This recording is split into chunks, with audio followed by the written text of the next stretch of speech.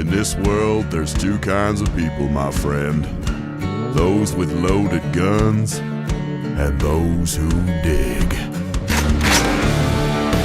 Broadcasting from a Montana wilderness fortress at the headwaters of the Missouri, this is Matt Christiansen Live.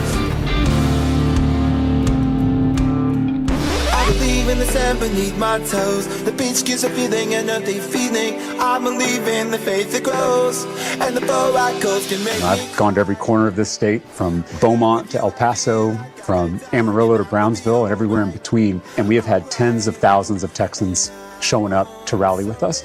I think we're reaching people who don't normally vote for Democratic candidates. And I can't tell you the number of people who come up to me at the end of these events and whisper, "I'm not a Democrat," like they're in the witness protection program. It never happened. It's a made-up tale. It's a total fabrication. What is it about you that's different from all those other Democrats? What do you got that they didn't? Well, the first words out of my mouth when I launched this campaign were that the real fight in this country is not left versus right, it's top versus bottom. I don't think it matters whether you're a little more progressive, a little more conservative, whether you're a Democrat, an independent, or Republican, whether you're urban, suburban, rural, black, white, brown, we're all getting screwed. Come on, man. That's disgusting. You are fake news. He's a fake. Are you a homosexual? Very fake news. He's absolutely right. That's unacceptable. Many of those people probably have AIDS. Correct. All right, America, go to the YouTube right now. Skag-free, whoever he is. Duct tape all over the place. It's a disgrace. In 5, 4, 3. I can't do it. Fuck it, we'll do it live. Hello and welcome to the show. This is Matt Christiansen Live, a proud duct tape production for Sunday, May 31st, 2026. Thank you for tuning in. Sitting shotgun tonight in his usual Sunday seat is highly regarded author Matt Palumbo. Welcome back. Good to be back. Professor of logic at the University of Science as well. So a new job, yes. Congratulations. Thank you. Great guest tonight. We have a segment with award-winning investigative reporter Sharyl Attkisson. We'll talk about everything from her latest book on big pharma corruption back to the days of what she says was Obama spying on her. And we'll get to that in the second half of the show. Before that, I think this interview is really going to be what jumpstarts her career. Sharyl has finally made it. She's finally got mainstream. Congratulations, Sharyl. Please, give us our due royalties on all of your future earnings. Anyway, before we get to that, in the news for discussion tonight, music acts have bailed on the Freedom 250 DC event, leaving Trump to suggest that maybe he will headline the event himself. No, not playing music. I assume just riffing about, names for Democrats, as is the usual rally style, that sort of thing. But this does look like a case of another leftist cancel mob type thing, or surrender to the mob. We can't even celebrate the country together without controversy anymore. Who am I to be surprised, though, in the context of people who generally hate the country? Of course, that would be viewed as controversial. So we'll get into that. You see the stuff about Maine Democratic Senate candidate Graham Platner.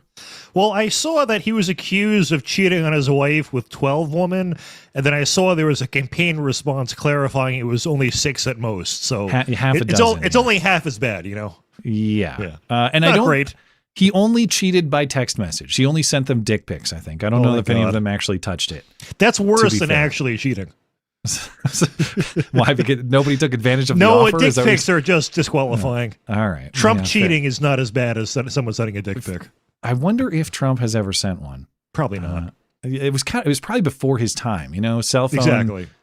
I can't. He would have had to do it in what age, like 60 and above? On a flip phone or something. Yeah, I don't see it. Probably not. Yeah. I don't know. Anyway, we'll get into these accusations of, it's not just that he was sexting women while married a couple of years ago. Also, he has this bizarre Kick account, which is a messaging app that is associated with people who like to prey on children. Mm-hmm. And it's not just that he has an account, because of course you could use the app for innocent means. His profile picture is him apparently in nothing but a towel. Yeah. So what was he doing on Kick? In Matt's segment later tonight, Nancy Mace's political career may be over. What was your favorite moment? None of them.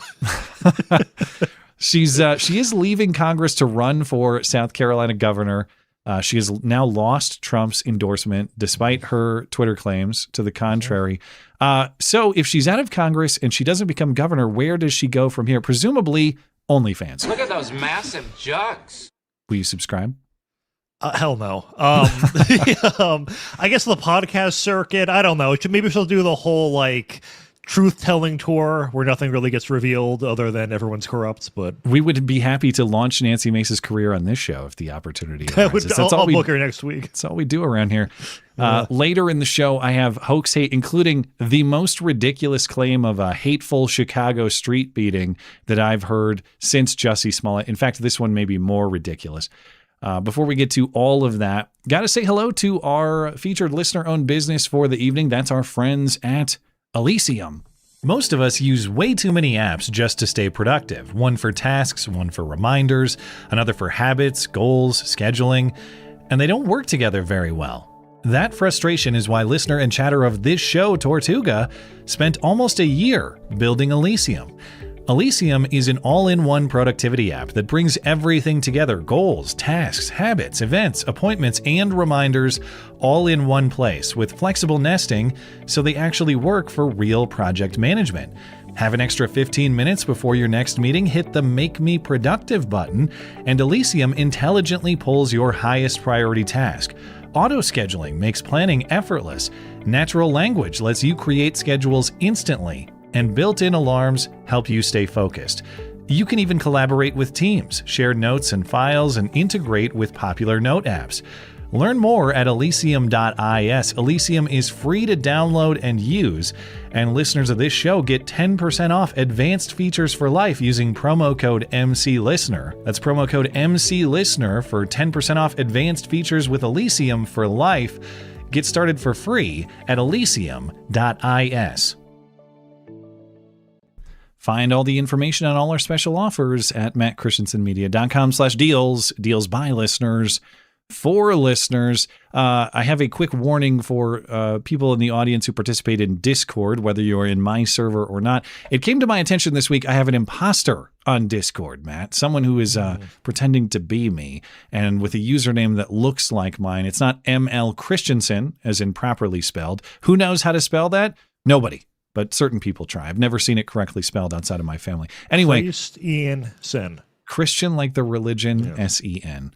And the thing about Christian like the religion, there are two I's in it, but this imposter has only one. It's Christiansen, like some kind of psychopath, presumably an Indian. or a Nigerian who has a fortune for you. You just have to send them your social security number. The Nigerians are the more respectable scammers, I feel like. They put way more effort in. If you get a bizarre message from someone, the thing about this imposter that bothers me, this imposter doesn't even have the decency to rip my channel logo or a picture of me. It's like blank as far as I've seen. They didn't even put a profile pic. Yeah, low effort. All right. Please scam harder. I deserve more respect than this. But if you get a message that appears like it's from me, it is. If the two I's are not in there, it's not from me. Not that I'm direct messaging a ton of people anyway. But I advise you report this person, block this person. But it is a good time to mention, if you would like to communicate with me and other members of the MC Club on the Discord server, that is a perk of joining the MC Club. You can participate in the memeing, you can participate in discussion of the news and the show. And the biggest benefit of being on the MC Club Discord server is that Joshy Boy will personally wish you a good morning every single morning in vulgar terms. What are the vulgar terms? You have to join the server to find out, but links in the description to join the MC Club if you'd like to do that, and watch out for Indian or Nigerian scammers if you decide to. Okay. Now, Matt, I know you know at least a little bit about the story of obese rapper Dank Demoss. That's a huge bitch. Do you know the full story? I think I think we might have covered it a year or so ago, or at least I saw it on the show. I believe it was she ordered a lift. She's, a truck size herself. So when the guy pulled up, he didn't want her to get into the car and, destroy his vehicle. So he rejected the ride. And I guess she sued over that, is my understanding. Okay.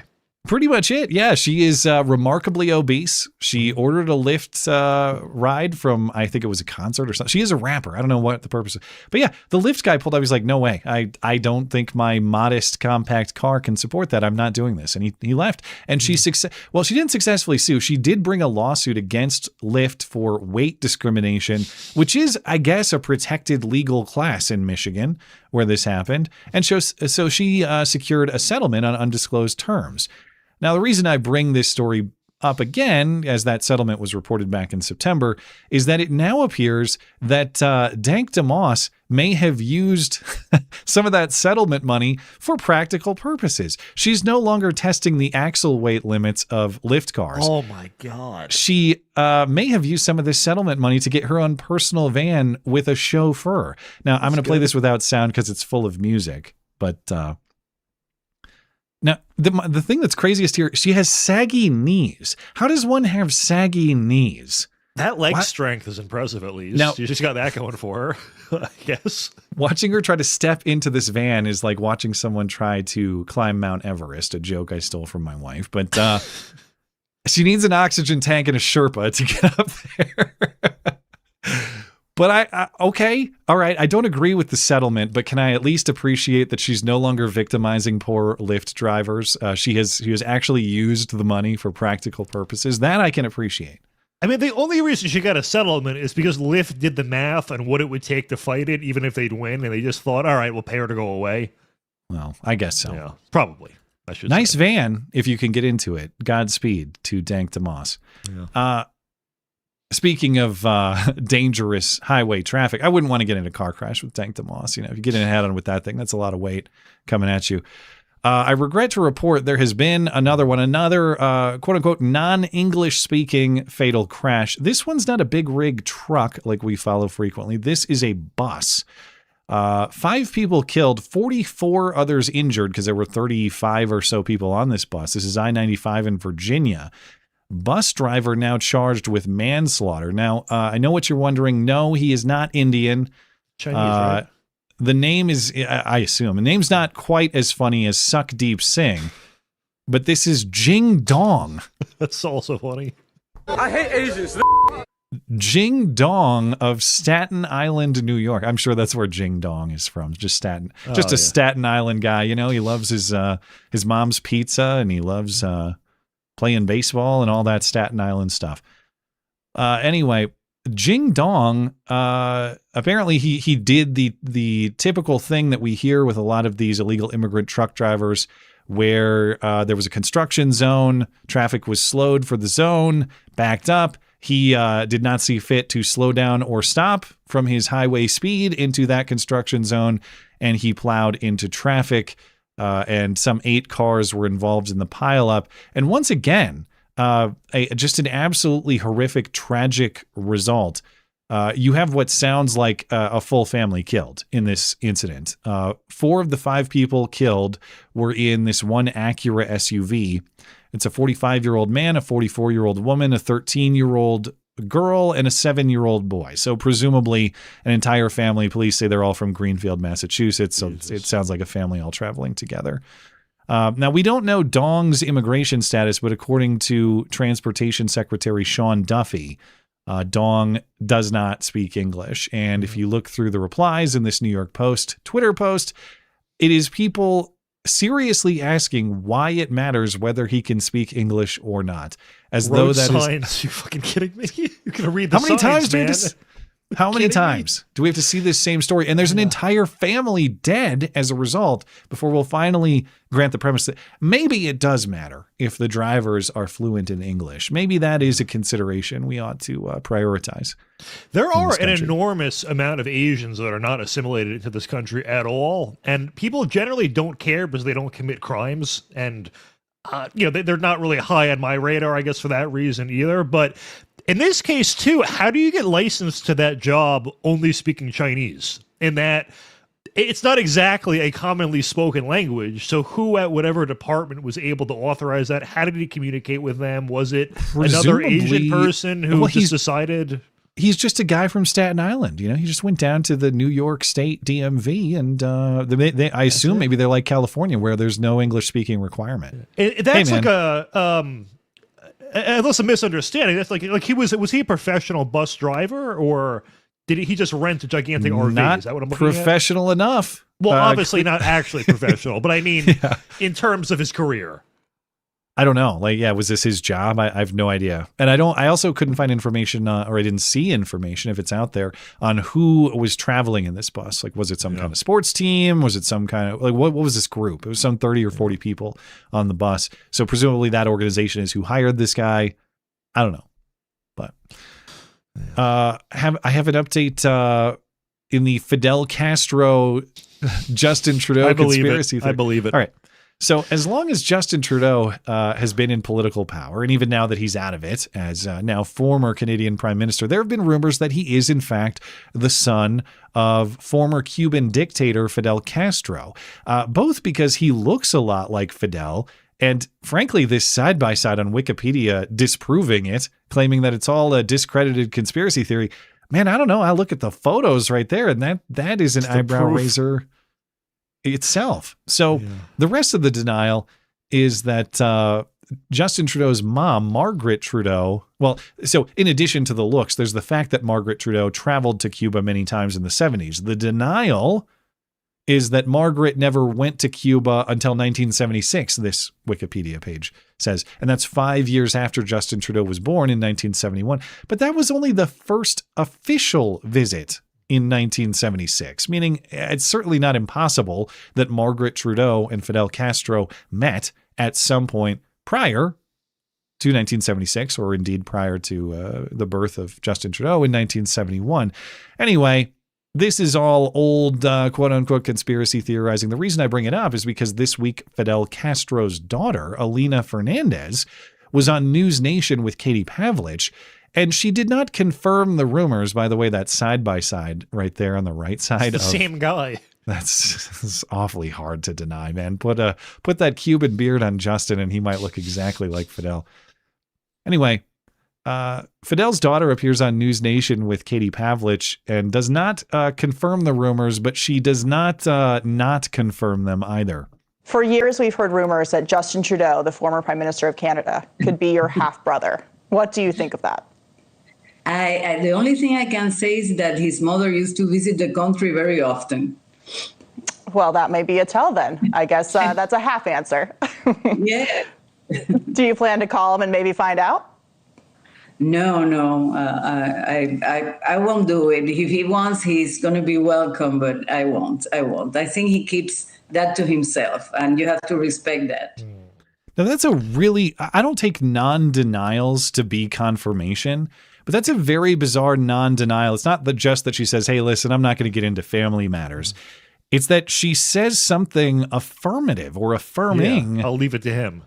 I'll leave it to him, and his mom used to come to Cuba a lot, which leads you a certain direction. And that's all I'll say implies... there's more. There's more, yeah. Yeah. I mean, he could just take a DNA test and solve this. That's true. Probably. I would like to see the results on that. Yeah. All right. Did you follow the murder trial in the case of Henry Nowak in the UK at all? Yes, and it's so bleak out there. I was actually surprised I found the guy guilty, because when there are ethnic juries in the UK, like there was a case where. And it was on video where a bunch of Muslims were beat up a female police officer, and she was bloodied. The jury was mostly non-white, and they acquitted the guy.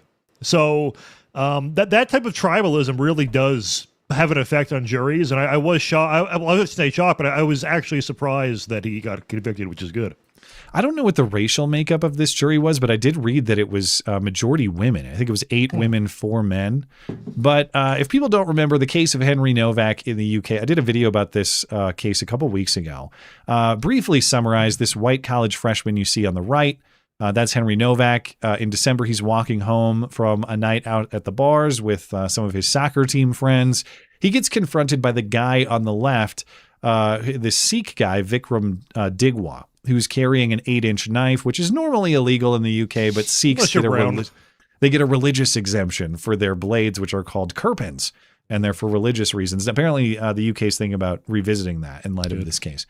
But after some sort of dispute, now Henry was sending Snapchat videos to his friends at the time. So we have some video, although we can't see it, but some video exists of the initial confrontation. Then it cuts out. But there's some kind of dispute between the two. Digwa takes out his ceremonial Sikh blade and stabs Nowak. And police arrive. Nowak tells police he has been stabbed.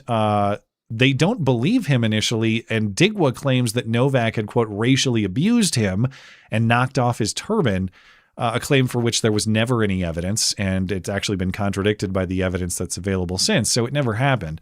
But the police handcuffed Henry Nowak. Again, he's bleeding out. He's dying. They handcuffed him before giving him medical aid, and he bled out and died on the scene. Mm-hmm. So this week, that jury, again, 8 women, 4 men, convicted Digwa of the murder.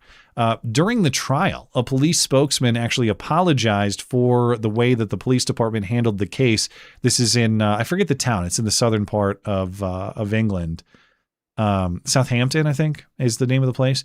Anyway, so the police apologized for what happened. The police do say that based on the medical evidence, Nowak would have died regardless of medical attention. I don't and maybe that's true.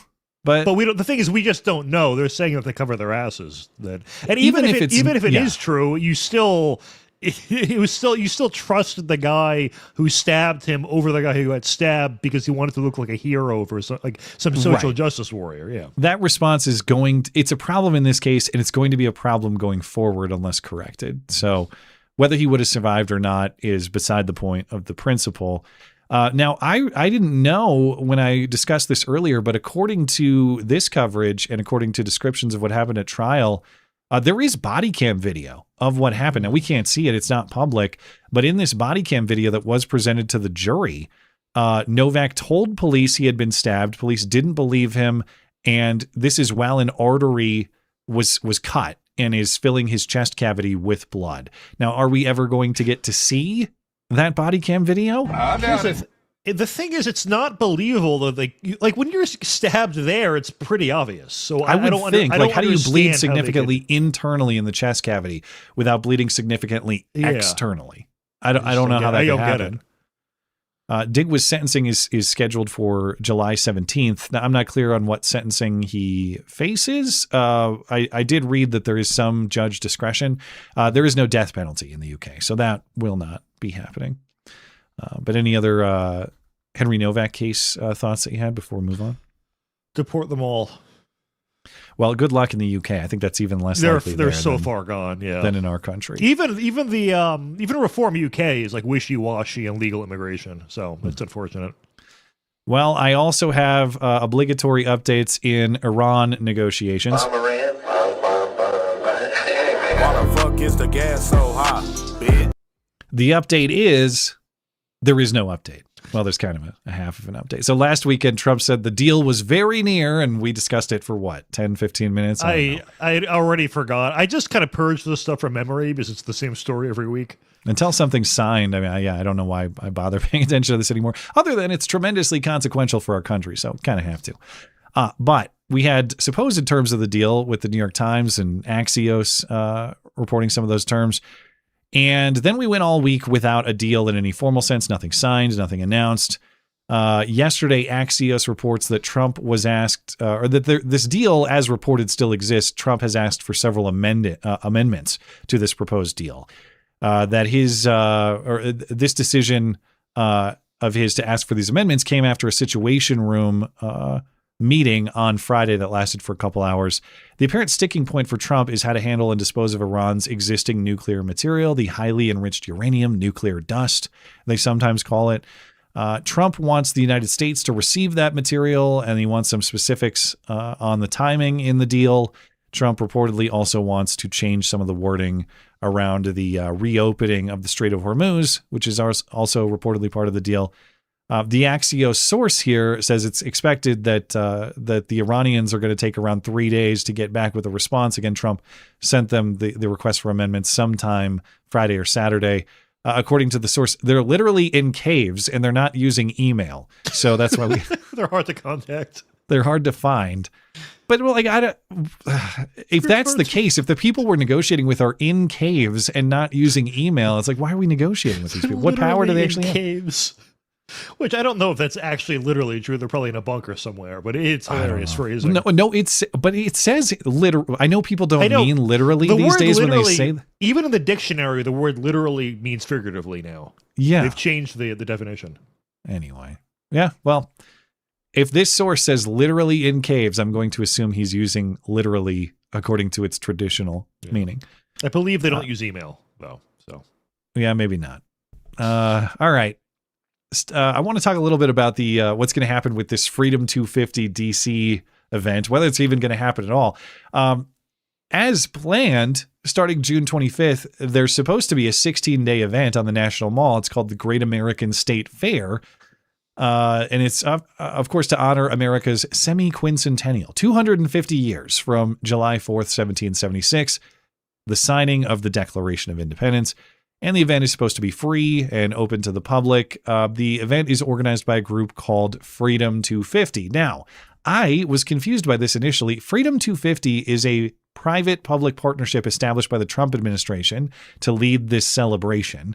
It's a branding and fundraising arm of the White House Task Force 250, so a Trump project as president.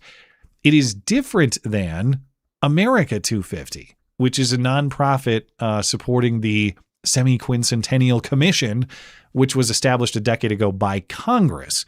So both of these organizations exist to celebrate the same thing, but one is a congressionally established group.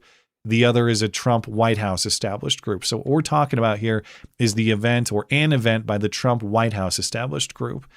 And this event, the Great American State Fair on the National Mall, they had several musical acts booked who were going to play separate musical events and concerts over the course of these several days.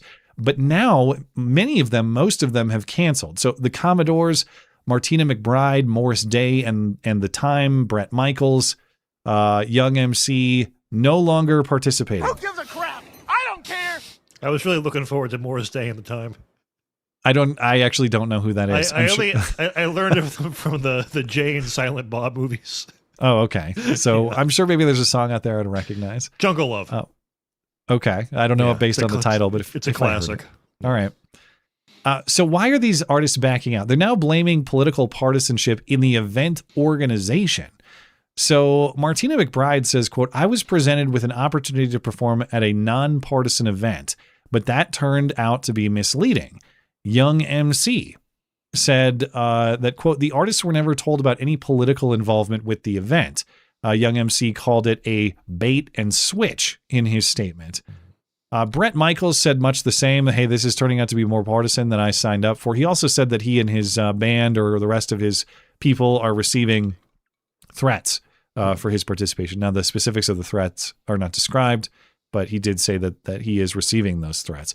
Rapper Freedom Williams says that people are harassing him over his planned participation as well.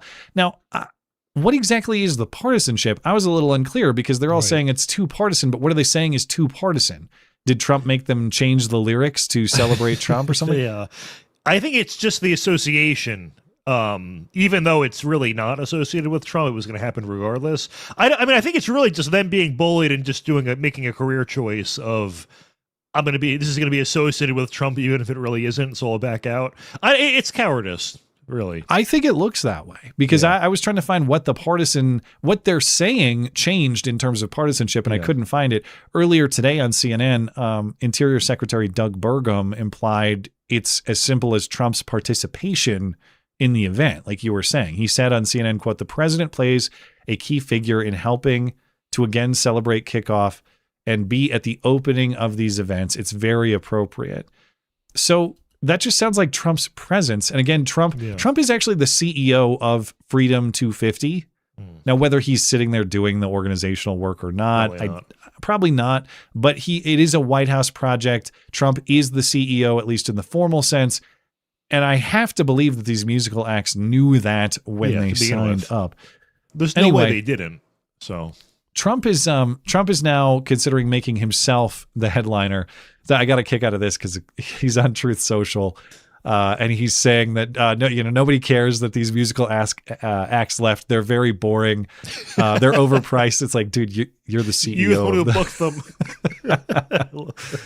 Bret Michaels won Celebrity Apprentice. What do you mean? He's supposed he did. To be, yeah, I have seen Poison in concert. I'll admit. So. Wow. Okay. So was it boring and overpriced, or was it? No, it was them. It was like Poison, Motley Crue, and Def Leppard all played together one summer, and it was a good time. In my mind, those are all the same band. They kind of are. So. So not only is Trump saying, "Hey, who cares? These overpriced, boring people won't be there." He's saying, "Cancel it." But it's not clear that it will be canceled, both because we don't have there's no official announcement of that, but also Trump also said in a Truth Social post that maybe he will headline. And I don't think that means he's going to get a guitar and sing a song. I think it means it's going to be your usual Trump rally. But he posted in part, "I am thinking about bringing the #1 attraction anywhere in the world, the man who gets much larger audiences than Elvis in his prime." And he does so without a guitar. The man who loves our country more than anyone else. The man who some say is the greatest president in history. The GOAT. Donald J. Trump.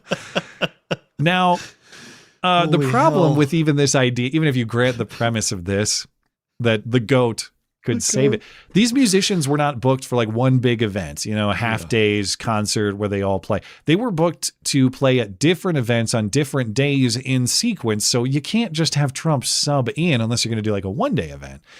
Yeah. And the other problem is, I assume if Trump is going to headline, it's going to become Trump, for all the many achievements he has, is kind of a one-trick pony. Okay, he can work a crowd, no doubt. But does he work a crowd in the way that would benefit an America 250 or a Freedom 250 celebration? I don't really. I think this would just become yet another cookie cutter Trump partisan speech, Trump rally, instead of a celebration of the country. And I'll speak more to that in a moment. But I want to get back to your point on this looking like it has more to do with mob mentality than it does Trump. Now, I noticed, I don't have the reporting here in front of me, but I read from the BBC earlier today. Someone fact-checked me on it. These musical acts were only announced on Wednesday. Okay, so public announcement Wednesday. That's when it happened. Mm-hmm. What in the plan could have changed so quickly from Wednesday to like Friday or Saturday? And all their statements were very similarly worded, I noted. In terms of everything got political, blah, blah, blah. It was just the same excuses from everyone. That's one I should have grabbed that story. Negligence in producing the show. My apology. The story I read, I forgot. A lot of these musical acts are represented by the same guy, which might explain some of the similar statements. But you know what the guy's name is? Sukhdeep Singh? No. Good guess, though. Thank you. Jeff Epstein. Are you serious? I know there's that doctor who gave money to Lizzo. Is it actually Jeff, like Jeff? Look it up. Try to see if you can Google these musical acts associated with Jeff Epstein, not Jeffrey, Jeff Epstein. The world's a simulation. I know. I know you want to. John Jr. married Epstein's banker's. Was it Epstein's banker's accountant or some shit? Or I saw there was some Epstein connections. I'm thinking I might be butchering it, but yeah. So what actually changed between Wednesday announcing these musical acts and then apparently some big change in the political divisiveness or the partisanship of it on Saturday? That didn't happen. I think divisive politics, as are cited in these statements, it just means Trump participating in some form, but it actually means the mob reaction to that. Because how was Trump participating in some form not foreseeable? He's the president of the United States. He's probably going to make an appearance, considering it's on the National Mall in D.C. for the 250th birthday of the country. And again, he's the CEO of this organization, Freedom 250. And that's been the case the entire time. So with whom did they think they were negotiating when they were doing the booking? Right. Now, I do agree with critics that I don't want a partisan Trump rally for this event, or really any America 250th birthday events. But I've seen no indication that was the plan. I've seen no indication that Trump was planning on doing his usual campaign style rally, only that Trump would participate in some form, which again seems perfectly appropriate given his role and perfectly foreseeable for these musical acts. So I'm left to conclude that it is mob pressure that is causing these people to back out. And as friend of the show, Aaron McIntyre says, it is very possible that the fact that washed up hair metal singers like Bret Michaels can't celebrate the anniversary of the country due to leftist political violence or the threat of it is a far more serious threat than Iran or even any other foreign nation. Bingo. It's close. Yeah. So, now as I said, I agree. I don't want a partisan political rally for politicians I like or politicians I don't. But I wonder we're at the point of division in this country that clearly just a Trump appearance is itself partisan, is itself unacceptable political division. And I just wonder, and maybe not even that, because to people who generally, if not hate, dislike the founding of this country, the founding principles of this country, a bunch of old white men with outdated, irrelevant ideas who own slaves and all this, what kind of nonpartisan, quote unquote, celebration of this country would the people in these mobs accept? Like, what would their America 250 celebration even look like? It would be their fictitious version of what the founding is, which is the values of the past, of the civil rights movement onward, which they try to pretend the founders had. Like the founding fathers, it's all dependent on what's politically convenient. So there are a bunch of racist slave owners who also wanted a multiracial, diverse society that lets everyone in simultaneously. Like they have no coherent concept of what the country was actually founded on. Yeah. Yeah. No, I mean, there was, in fairness to their argument, there was clear division on the issue of slavery at the time of the founding. But to your point, does that mean they visioned open borders? No, I mean, George Washington signed the Immigration Act of 1790 into law, and we all know what that says. So, yeah. So I guess the question that Aaron's getting at here, with people who hate this country as their default perspective, and I hate to use phrasing like that. I would like to believe that very few people in this country actually hate it. I don't think that's true. I think a lot of people hate it. I don't think it's a majority, but I think a sizable group actually hates this country. Is there a such thing as a celebration of this country in that context that is not partisan or viewed as unacceptably partisan to many? And again, I think we all wanted this summer. We just want the traditional classic stuff. We want beer. We want hot dogs. We want fireworks. We want hot chicks. We want patriotism. And they won't even allow that because that is partisan. Like, you could say delete Trump and they'd be happy. I don't think they would. No, I actually think they'd still have a problem with it. It's Aaron, actually. I think he was the one who said leftism is an ideology of eternal revolution. And if it's after Trump, it's going to be something else. Yeah. I think this was in the early 2000s, the authors of the book Freakonomics held a contest. The point of the contest was come up with the best possible slogan for America. And the winner was our worst critics refuse to leave. Actually, I thought it was going to be something way off. That's actually really so spot on. Yeah, that's actually great. That's perfectly describes our situation. Yeah. Yeah. That is, we need that on our quarters. We need that. Nobody uses change anymore, but let's put that somewhere official. I know Trump is trying to do that $250 bill or whatever. I don't know if you can legally. There was a law in the 1880s where I think you have to be dead before you can do that. Well, they're working on that. So, although I thought you had to be a president, and Franklin was. I probably forgot something from. I don't know what the law on putting people on bills is, but I know Trump and Scott Bessent were talking about it. Yeah, the problem is it opens up an opportunity for the left to make it like a talking point about how we need this bill because of inflation under Trump or some shit like that. I did see that criticism that I think Hillary made that point. I knew it was coming. Yeah. The Trump $250 bill will serve as a reminder that what you used to be able to get for $100 now counts or now costs $250, which Trump has contributed to inflation. I'm in no way will I argue around that point. But the eggs have gone down at least. Yeah, but for Democrats to act like their hands are clean in that inflation effect is ridiculous. I mean, the Biden was the worst inflation since Carter. The problem with inflation is it's cumulative. So you can lower the rate of inflation, but it's still, prices are still going to be higher than the year before, unfortunately. Well, I want to talk some Talarico. You ready for that? Oh, I can't wait. So, as discussed on Wednesday, Trump endorsed Ken Paxton defeated incumbent Texas Republican Senator John Cornyn on Tuesday. Did I say it? Did I say it wrong? No, you said it right. I said go Paxton. Oh, go. I thought you. Okay, yeah. I thought you said Ken Paxton. Anyway, okay. So Ken Paxton defeats John Cornyn, meaning that the Texas Senate matchup for the fall is Paxton against Texas State Senator James Talarico, famous for saying things like Jesus loves abortions, God is non-binary, other classics. So Talarico has said many bizarre things in the past from which he is now trying to distance himself. A lot of those old clips are resurfacing. He continues to say bizarre things, not just in passing, but as a matter of branding for his current campaign. So James Talarico, I actually didn't know how old he is. Do you have a guess for how old Talarico is? 45? He's younger. Really? 37 years old, and he's a Lindsey Graham. Okay, he's an unmarried, childless man. They trotted out a girlfriend last week, I think, to be like he's totally straight. They're astroturfing his heterosexuality. Yeah. So it's of course not unheard of to be a never married and childless man at 37, but it does serve suspicions about his otherwise seemingly fruity tendencies. So if you are at least a somewhat credibly suspected homosexual, the point is you cannot create campaign branding that sounds like gay sexual innuendo.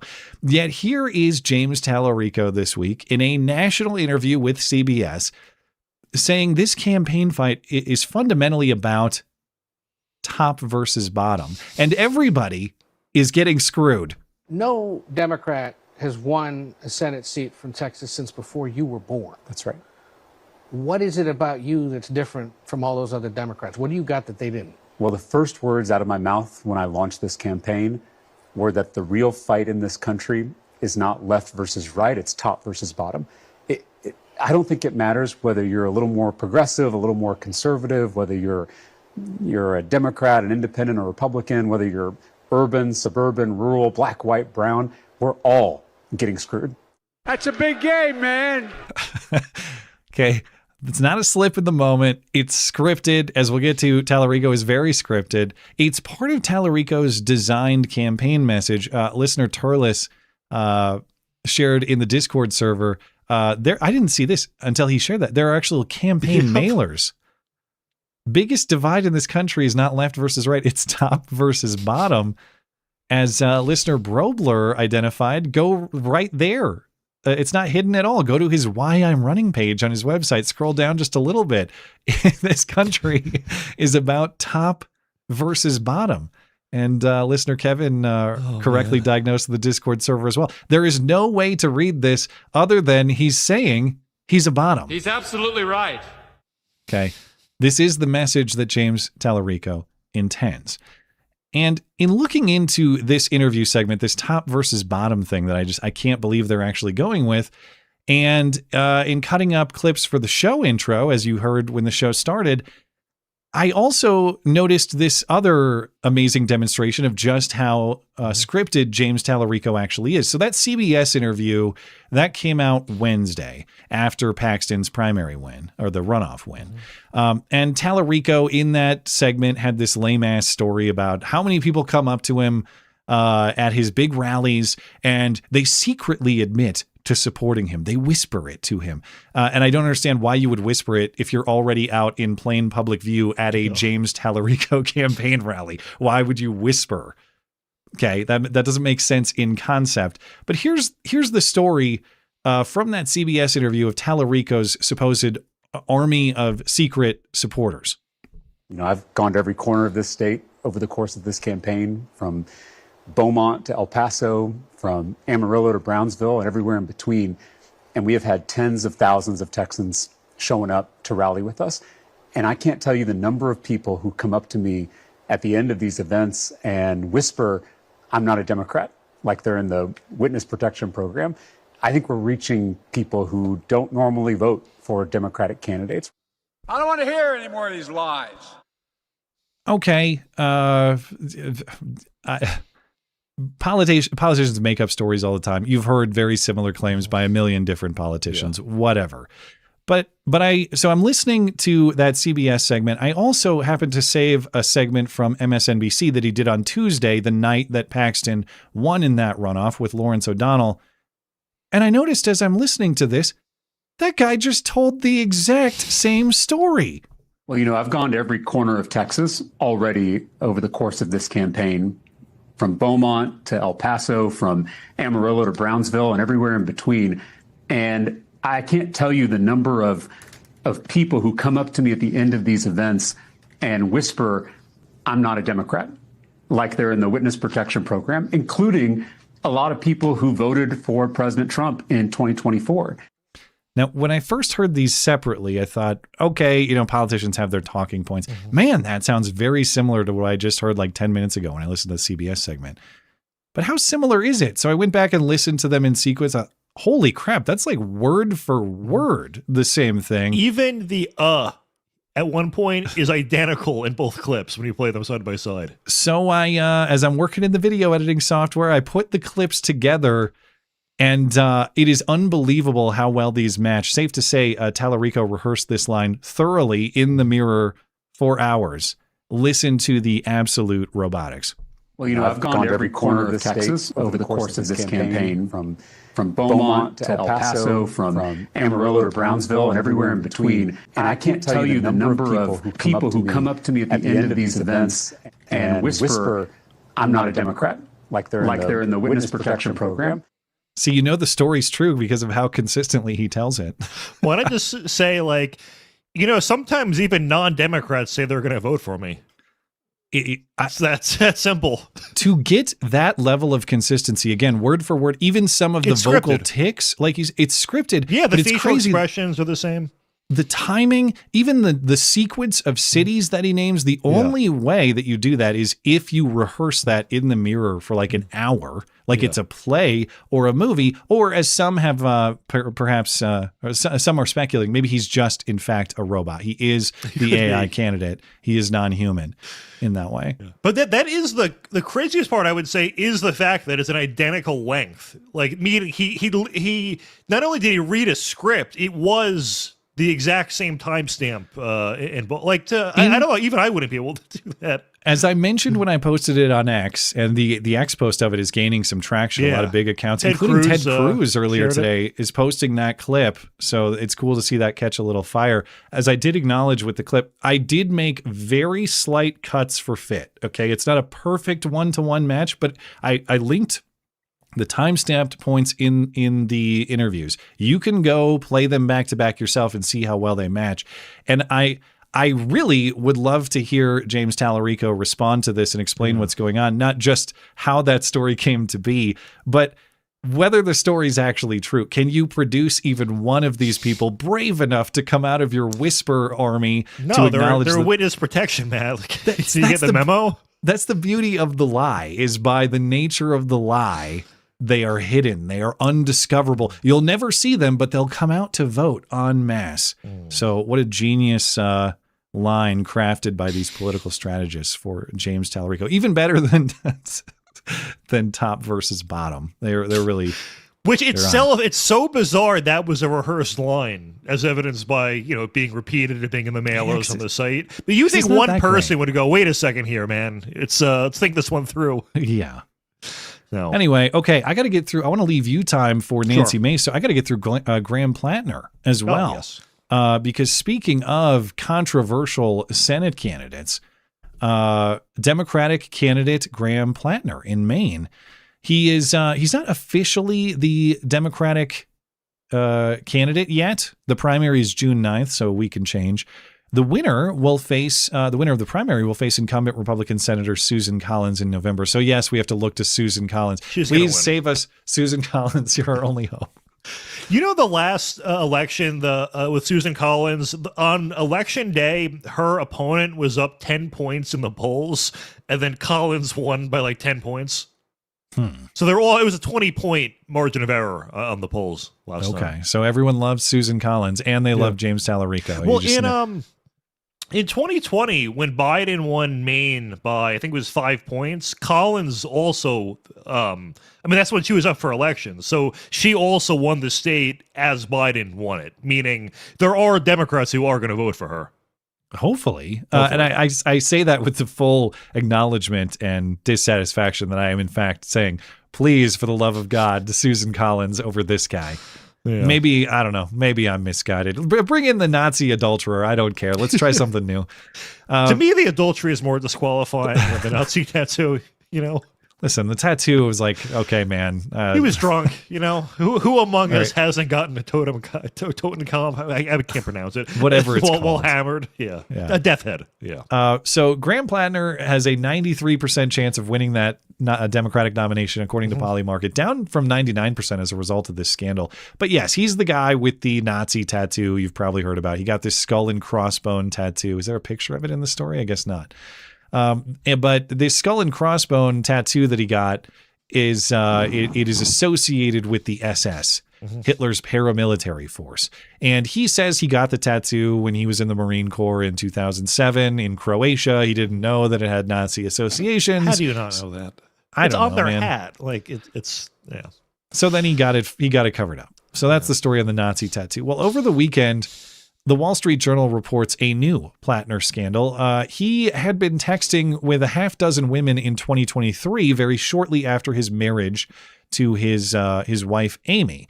And despite what his wife is saying, which we'll hear from, or from whom we'll hear in a moment, it's not just gossip. Okay, this is confirmed by Platner's campaign.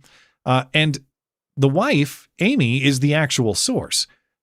So when Platner launched his Senate bid last year, 2025, some of his aides were doing opposition research on the candidate themselves. Of course, try to see what dirt they could dig up so they know what dirt exists on the candidate and potentially how they'd counter it.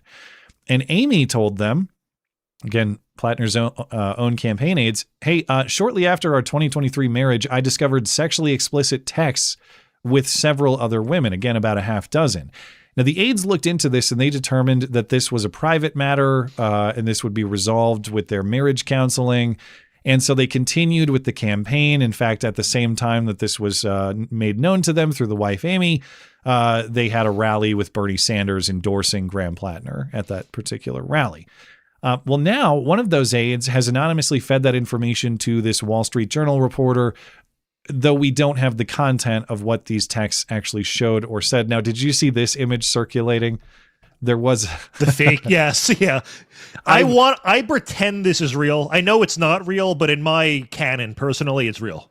I bit for a second. I did. This is a fake quote from the Wall Street Journal that went viral. That looks pretty. I mean, you just see the screenshot. It looks pretty legit. I think the giveaway is, I think they use different quotation marks, different font in Wall Street Journal. I mean, the font's different, and then the period outside of the quotation mark. Yeah, I should have caught that grammatically. You're right. Yeah, but I'm going to pretend this is real. The quote is from the fake Wall Street Journal story. In one message seen by the Wall Street Journal, Platner refers to his penis as Mein Führer and asks the woman if she would like for Platner to blitzkrieg that ass. Heil Hitler, baby. Okay, I wish blitzkrieg that ass was a real quote, but apparently it's not. It is now. Probably only a matter of time before that becomes a real quote. So just stand by with Graham Platner. Adding it to my vocabulary. Now, to respond to the story, the Platner campaign posted a video by his wife, Amy, to explain what's going on. Here's some of that video. It makes me really angry, disappointed, and I find it really shameful that there's a group of media outlets and people who are willing to spread gossip instead of talking about real issues that Graham is running on. Being married is hard. Being newly married is hard. Being newly married and going through infertility is hard. Being newly married, going through infertility, and a Senate campaign is hard. No marriage is perfect, and I don't want a perfect marriage. I want my marriage. Well, I get why he cheated now. Okay, so it's not. This is clearly not. Yeah, as bad I no as, longer care. Yeah, all right, whatever. Just Jesus, man. I have a lot of stuff to. Okay, first of all, putting your wife out there to explain your own scandal is a bitch move. And again, this is not just Amy putting a video out there on her own social media account. If you listen to the full video, which is about 5 minutes long, she makes multiple references to this being like her 20th take of doing this. And she says the editors will fix that multiple times. So it's clearly planned through the campaign. Never do this, men.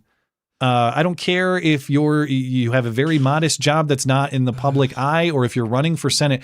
You don't throw your wife to the wolves like that. Yeah. Even if this wife wants to do that, a good man doesn't do that. But especially when it is regarding your own mistakes. It's not the wife's mess up, it's his mess up. You own your own mistakes. You protect your wife. You don't sit out and make your wife do the guard dog duty for you. Make your wife handle the scrutiny, even, again, if she says she wants to do it. Beyond the cheating itself, this shows me that this is a guy who is not a leader. This is a guy who it's not a guy who confronts challenge. He throws his wife out to protect him when he did something wrong, and I have no respect for that. I would never trust a man who does that in any leadership capacity, whether it's the U.S. Senate or whether it's running the local gas station or something like that. And then the part where she's talking about how difficult marriage is, like, yeah, it's really hard being with the person you love more than anything in the world all day. God, it's so difficult. What the fuck? When she says it's hard being in a new marriage, not that I'm implying marital difficulty at all. That's the easiest time to be married. The honeymoon. It's called the honeymoon phase for a reason. Now, many people are saying, well, come on, this is a private matter, including Platner's own campaign strategist who was quoted on X. It's no one's fucking business what happened in Graham and Amy's marriage before he was ever a candidate for office. That's incorrect.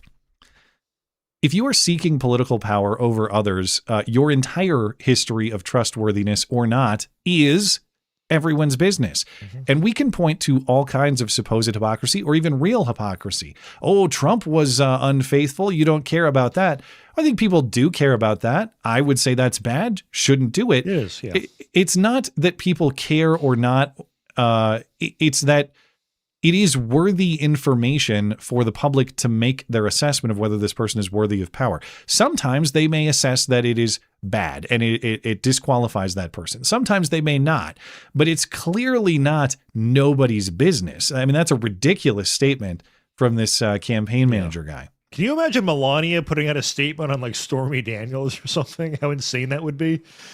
Well, I think it sounds to me, based on my understanding, that there is real Trump infidelity, and then there's all kinds of like bullshit. Like, most of them are probably. There's a range from like I think what was real in what the 90s to like E. Jean Carroll. Okay, and there's a range of. I didn't know she's accused like 20 different men of this, and is very short on details with any of them. And then also someone I saw and I was unable to verify it only because I couldn't find her Facebook, but it was a post of hers in the I think it was 2011 or 12, where she was just like talking about watching an episode of The Apprentice. And I'm just thinking. Yeah, there's a comment from her. Have you seen I that? love The Apprentice. Was that real?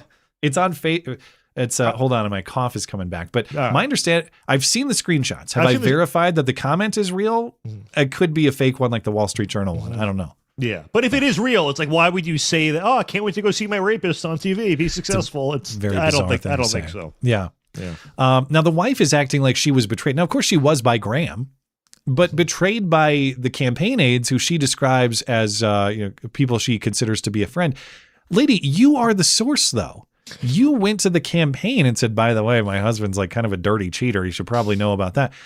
Then maybe you expected them not to release it, but you gave it to them in the context of opposition research. Implied in that is that it could become public at some point. So for her to act like she had been, like someone dug this up on her unfairly, you supplied the information in the political context. If you wanted it kept to yourself, maybe you should have kept it to yourself. And this whole long list, this parade of things that she's suffering. You're like, oh, our marriage is troubled like anybody else's. Yeah, fine. Oh, we have infertility. That'll happen when you're 40. All right. I'm sorry to hear that, but it's not easy when you're 40 years old to try to get pregnant. these complaints, even if they're worthy of sympathy, they don't entitle you to political power. So when you say we have problems in our marriage, we have problems with infertility, and we're trying to obtain political power, you know what you could do, though? Not try to obtain political power. You could concentrate on those problems in your life, focus on those first before you try to take control of other people's lives. That sympathy parade, and that bit does nothing. If your life is too troubled for you to manage it yourself, on what possible grounds would you have legitimate claims to power over others when your own house is a mess? Doesn't make any sense. And I don't get calling it infertility when you're in your 40s. Like if an 80-year-old woman said she was having infertility issues, it would no, you're just not in your 20s or 30s anymore. It's not going to happen. It's by natural causes. I understand. You want a child? That's great. Yeah, it sucks, but you also probably for ideological reasons did this to yourself. It's not just the sexting though, because you may think, oh man, it's just whatever. It's stupid sexting. Who cares? All right, there are other layers to it, though. It is also revealed that Graham Platner had an account on Kik, not just an account, but a bizarre profile picture of his naked torso, which I'm sorry to subject you to. His lower body apparently covered with only a towel. Now, what is Kik? Kik is a messaging app, an encrypted, anonymized messaging app. I've never used it, but I gather that's its purpose.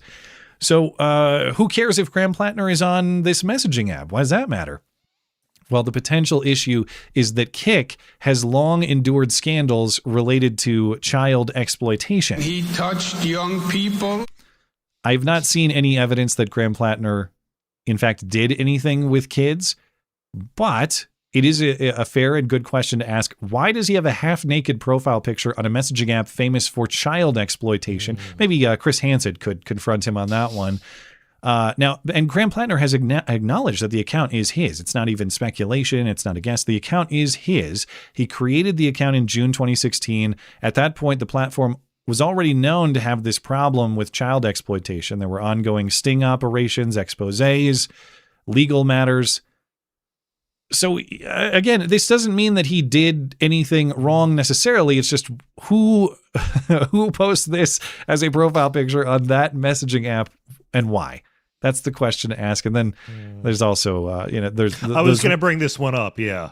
So these women have these, are we dating the same guy groups, where they, social groups for women online where they talk about the men they date and maybe reveal their faults or warn them, or maybe even find out if they're dating the same guy. And the guy's two-timing them.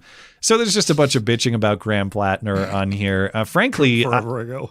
I didn't find these to be all that offensive. One woman claims that Graham Platner bullied her for being fat. All right, fair enough. All right, she's probably a fat bitch. He's got my vote now. Fuck it. Also ghosted several women. I don't like ghosting, but like that's lame. Is that going to bother? Would I not vote for a guy? He lost my vote again. Never mind. I don't know. Yeah. Stuff is pretty weak, but maybe there will be more. All right. Anything else on Graham Platner? Well, in the I placed a bet on on Susan Collins like a week ago. She was only at 30% to win, which I thought was absurdly low. The general? In the general, yeah. Okay. It's up to 40. Wow, that is really low. I would take that bet. Yeah, so I took a bet on that. It's up to 45% now after the story dropped. So it is having an effect. Platner was the favorite even before this? He was 70% favorite before this, yeah. Okay. Which that's obviously it's just bet on, based on what people are betting. It's not, perfect, but as a snapshot in time, that's what it was at. Well, if I had more time, I would have given your segment the proper respect of an I Will Remember You montage for Nancy Mace. But are we indeed looking at the end of Nancy Mace's political career? Yes. So Nancy Mace is running for governor of South Carolina, and in doing so, she is going to be not defending her congressional seat, meaning if she loses this race, she's not going back to Congress, and that's pretty much the end of her political career, God willing. Now, just to give some notes on, I figure I'd start with why I don't like her before going into the story of why it's probably going to be her downfall. She is really one of the chief attention seekers in Congress. I think she really took the job thinking this would make her famous. A number of staff, her staff turnover was from the end of 2023 to very early 2024, 100%. She lost every single person that worked for her.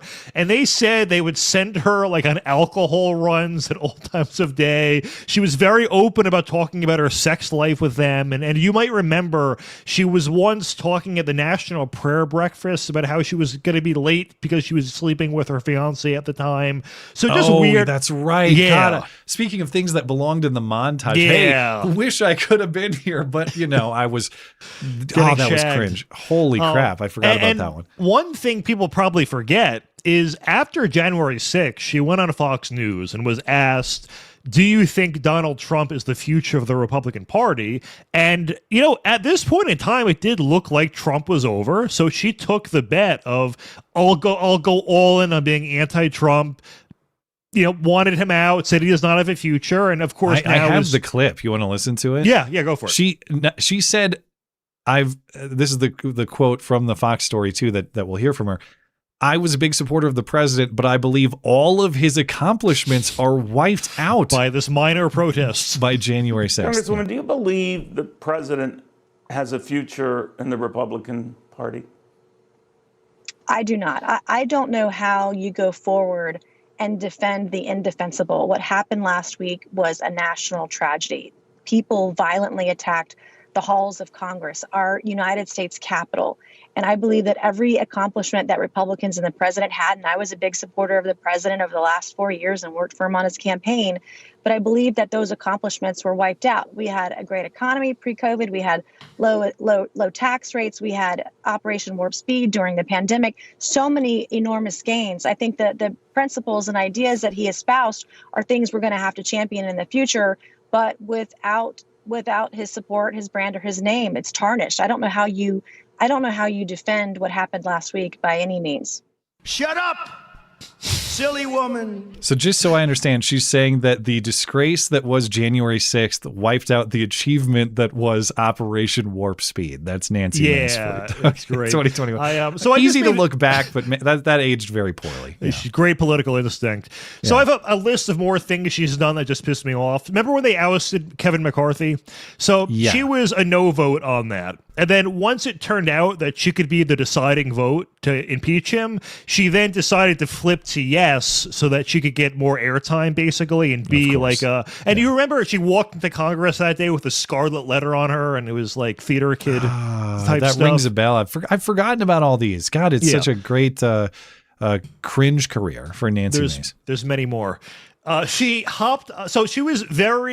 made being pro-LGBT as a Republican a staple of her personality when she took office. She voted for the Respect for Marriage Act, complained about pride protests getting canceled during COVID. And then once Man, and then during the trans insanity, I guess realized, okay, people are turning on the trans stuff, then rebranded as being anti-trans. And she even tried to introduce legislation targeting quote-unquote Sarah McBride to prevent him from using the women's room. But here's the thing that was one of the people don't realize. Sarah McBride already said he would use the men's room in Congress before she brought forward this legislation to make him use the men's room. So it's like, I actually agree with the legislation, but you were just doing it to draw attention to yourself. And actually, that's one of the things I forgot to mention about her staffers. They said she would give them daily quotas for how many TV appearances she would have to be on. So among other things, she hopped on the Free Britney movement bandwagon. Remember when they're trying to remove Britney Spears from conservatorship? And it was one of those things where it was just the #1 trending topic of the day. So she hopped on it. And now the woman who organized that movement says it was a mistake and she should be back in conservatorship. So I never followed the Britney Spears stuff very closely, so I don't know who's correct. I didn't. It's just, I looked it up in just for this, but and then she also accused her ex and 3 other men of sex trafficking on the congressional floor. Yeah, and then nothing came of that at all, and they sued her. Which I thought you couldn't be sued for statements made in a session of Congress. I thought that's why she revealed it there, but she did get sued over it regardless. Successfully, or is it still in process? That was relatively recent. I believe it's still in progress, but I don't think it's going to go anywhere for that reason, even though it should. So what this is all leading up to is Nancy Mace a few days ago. We forgot one thing in her history. Oh, go ahead. Oh, the Antifa. Yes. She said that Antifa showed up at her house and urged her to pass the PRO Act with graffiti kindly placed on her foundation and not on the siding. Anarchists love legislation. That's thing they love. Fuck you, Nancy. Well, we can all agree on that, I guess. Yeah. Okay, sorry, I didn't mean to derail it, but I wanted her honored for her being one of the rare right-wing or conservative hate hoaxers. Yeah. Although, do you know what Troon case is? It's this thing where transgender people write in all lowercase. And that's the only thing in her favor is that it was all lowercase, although it did look very feminine. Well, anyway, if you look at, I remember in that case, if you look at, sorry, I got all her stupid the tweets. way she dots her eyes, I think. The way she writes A's in her handwriting is very distinct, and the graffiti was done in the same style. It's weird you wouldn't just hire someone else to do it, you know? Like, to do it yourself is a whole... I lost your audio. Hold on, I've lost you. Oh? Now it's back. Oh, okay, good. So back to the actual point of the story. If you want to bring up her tweets, you know what? I think my connection is just a little unstable. But if you bring up her, so she was tweeting about how Donald Trump did not endorse her opponent. Right. And her opponent, I actually forgot the name, Pamela Yvette. Within hours of her tweeting that, Trump then endorsed her opponent, Pamela Yvette. Yeah. And her odds on Kalashi, they peaked at, around 45, 50% in the past. They are now... Sorry, I forgot that particular tweet. I don't know how that happened, but anyway. It's all good. But it was community noted, and it's like, Trump has in fact endorsed her. Yeah, but she's now down to only 2% chance of winning. She's so low that in fact, there are two candidates polling above her I didn't know existed. We have Ram Reddy has also at 2%. Alan Wilson is at 8%. No idea who that is. And then Pamela Yvette, who Trump endorsed, is at 88%. Yeah. So she's totally smoked. Whether or not she would win the general, I think she maybe would have. But the fact she's not even going to win the primary is nuts. Well, the other thing about nuts. Her hilarious claims on the Pam is not endorsed by Trump. That's a lie. And like you said, the community note, actually she is, in fact. It just happened. But so she's now doing this cringe thing where she claims to be MAGA Mace. I think it's AI. This isn't. Oh, it's not. Oh, no, sorry. That one's not. But she has posted photos of her and Trump that are AI, which shows how many photos she actually has. So she's still trying to claim like the MAGA title. Yeah. And then she posted this earlier, which I thought was hilarious. Well, look, Mace wins South Carolina congressional primary over Trump-backed opponent. Meaning what? She's implying that she's going to buck the trend. She's going to be the one to defeat the Trump endorsement of a challenger, which I guess she did in 2022. But that's a long time ago, lady. It ain't happening this time. It's Schrodinger's Trump endorsement. It both is and is not. Yeah, well, that's what I understand. On one hand, you're like, Trump is awesome, he rules, but also I don't need his endorsement. That guy sucks, and I'm going to win anyway. That's my story. These, like, it's the last part. She's just melting down overall. Yeah. And then she also, the part where she said, I voted to release the Epstein files, no regrets. You know who else voted to release the Epstein files? Every single person except one guy. Yeah, it was unanimous. I thought that's right. It was you're right. It was one guy who had some privacy concern concern or something. Right, there was one guy in Louisiana, some obscure congressman. Yeah, I remember. Yeah, and then Trump signed it into law, so I don't get the angle of what exactly she's standing out against. I don't know. Maybe it was one of the most. Was she part of the original thing that Massey and Green and the rest of them were pushing? I don't remember. She might have been. I don't know. Maybe, but nothing really big came out from them, at least yet. I mean, I know it's 2.5 million pages to go through, but MAGA Mace versus Pam the Scam. All right. Good luck, Nancy. So I think it's over, Nancy. All right. Awesome. We are way overdue for some super chat, and then we'll have to get into our guest segment too. But I don't want to leave our super chatters hanging. So if you have super chat open, I'm going to have to give it a refresh. But I'm going to hop over to Rumble first. You got Rumble ready to go? Newbie, of course, says, if you read this, you are gay, LMAO. It's not populating correctly for me. That's okay. I just got a few on Rumble. I'll read them and then I'll do the we'll YouTube. Get back to YouTube and Tippy. Pothead Wino. I played baseball against K-Dog in college, and one time he hit me twice in one game. As in he was pitching, I guess. Okay. On the other hand, his catcher whispered, this is clearly a bit. All right. K-Dog hit me twice in one game. On the other hand, his catcher whispered to me that his hand was duct taped because a fastball broke it. Scary. Or maybe this isn't a bit. I thought this with Talarico, I thought this was going to be a top versus bottom, pitcher versus catcher thing. But now I think this is actually serious. His catcher whispered to me that his hand was duct taped. So maybe he actually was injured and he pitched with duct tape. And maybe he had a duct tape throwing motion, duct tape pitching mechanics. I don't know. Thank you, Pothead Wino. And thank you to your friend Kato. Yakko, there's a lot of teen takeovers in the news. Of course, they're not teen takeovers. They're usually race riots, but the media will never call them. How do we put up with this lawlessness?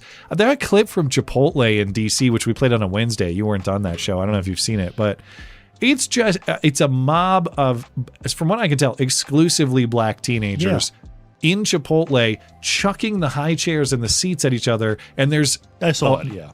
There is there's like a white dad with his white kids who look like they're, I don't know, under 10 years old. And he's just like kind of shielding them. But it's hard to see his face. You can't, but his mannerisms, his style, make it look like he's sort of used to this kind of thing. Like, oh God, they're here doing it again. I just wanted my damn burrito and I got to shield my children from flying chairs. I love the liberals who act like they'll see this and be like, this is why we need more after school programs. And I'm like, it's 2 a.m. What the fuck are you talking about? These people I don't think school. Well, actually, we did. Did we talk about this before? Because I remember saying Janine Pirro said she was going to go after the parents, and it's like, lady, that's the problem. The parents are they're gone. There are no parents to be found. But what does it say about coexistence when they can't even coexist with each other? Yeah. So why should I be expected to? Anyway, Dwayne Thompson. CDL is a requirement to drive a bus. I assume, yeah. So where did he get that CDL? Yeah, one would assume New York. It's Jing Dong or whatever his name is from Staten Island. So I assume it's probably a New York CDL, but it could be California. If someone got one who only could speak Spanish, I could see that being viable, and that whoever's issuing it, statistically, there's probably a good percent that would speak Spanish and be able to communicate with you. But Chinese, I don't get it. Even still, man, I know that some people are probably perfectly capable, but just on principle, if you're not fluent in the language of the signage, How have we not made an Asian driver joke at any point in this segment? I guess we really, sorry. I mean, it writes itself. I don't need to make it, but even if he could speak English, I wouldn't want him driving or something. I don't know. Anyway. You got Esoteric Unbound. He's next. Thank you, Dwayne. All right. So I'm on YouTube? Yeah. All right. Those are working for me. Esoterica Unbound. I'm old enough to recall when a dick pic was just a photo of the senior senator from Illinois. Is that Dick Durbin? Yeah. Good. You're good. It took me a second, but you're right. More innocent times. But then, given the senator in question, I guess the meaning is not all that different. Yeah, maybe. I guess. Dick. It seems like it. You want me to read like 4 so we're evenly matched? We'll just trade. Right. K-Dog Mulligan. Fleckus Talks, the podcast, was voted best news podcast of all time. You should cross streams sometime, marketing. Hey, I like Fleckus, man. Fleckus was on a long time ago. He was on the former iteration of this show, and he'd be welcome back anytime. That'd be cool. So, I'm certainly open to it. In fact, I would greet it with delight. But, I can't make any promises on whether guests appear or not. So thank you for the suggestion. And congratulations on your duct tape pitching. I guess I didn't know such a thing was possible. Esoterica Unbound. I'm relatively local to DC, and I have no interest in listening to a bunch of geriatric performers peddling their digital downloads. What I want is military bands playing J.P. Sousa tunes to fireworks. That's probably correct. Like, let's just make this super classy instead of... it doesn't have to be like... Well, I don't know. I mean, do you want it like a... I don't want to go like full military funeral formal, but this is... a relatively formal event. Like, maybe we should class it up beyond, like you're saying, washed up people who like want to sell their latest single that's way worse than the music they were releasing 20 years ago or something. Or 40 years ago at this point with many of them. The thing is, the lineup wasn't even that great to start with, and then it all dropped out. So... Thank you, Esoterica. Justin Brush. Man, Talarico really seems to think he can run a campaign on nothing but Freudian slips. That's the thing. They're not slips, though. That's why it's hilarious. It's like they're writing these lines ahead of time, and one of his big lines is like, okay, so dude, do you take it in the butt or not? Like, where do you stand? So please ask him that on the debate stage. Will someone clarify? Another Esoterica Unbound, a very prolific commentator. Highly regarded. Very highly regarded. Talarico and Platner represent the two Democrat concepts of quote-unquote masculinity. The pathetic flamer on one hand and the narcissistic prick on the other. This is your brain on feminism. Yeah, the whole feminist idea of masculinity is just a man who's a total pussy. Yeah, well, and maybe I don't know much about Paxton on the other side. I do know he's got some baggage. We were talking about that on Wednesday. Is he the kind of guy that is personality-wise like the rejection of feminism? Maybe he is. There is. I hate to grant the premise. Do I want to do this? Is this going to be clipped and I'm going to be taken out of context and sound like an idiot? There is a such thing as toxic masculinity. What I mean by that is that not every male impulse is good. Being a good man is focusing and restraining those impulses toward their proper purposes. Doesn't mean that feminism's view of toxic masculinity is correct, but it is to say that not every male urge or impulse is to be acted upon without restraint either. There is truth to that, and I don't want to lose track of that.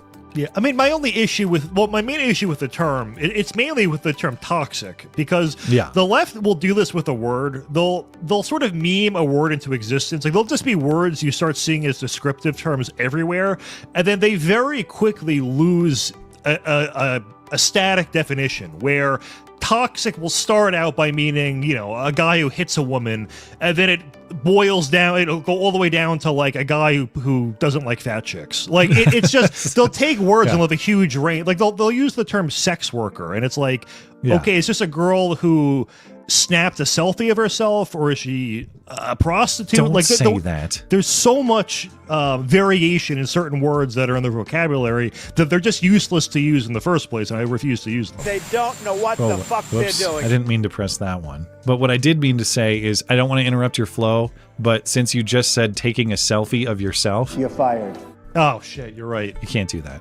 We're very redundant due to its redundancy. Yeah.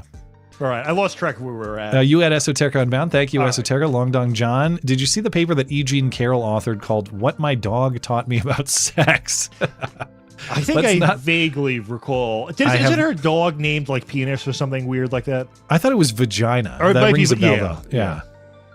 Yeah. Let's not think too hard about what she meant by that. The woman clearly has issues. And that's one thing I didn't even include in tonight's show plan is DOJ supposedly criminally investigating E. Jean Carroll, which...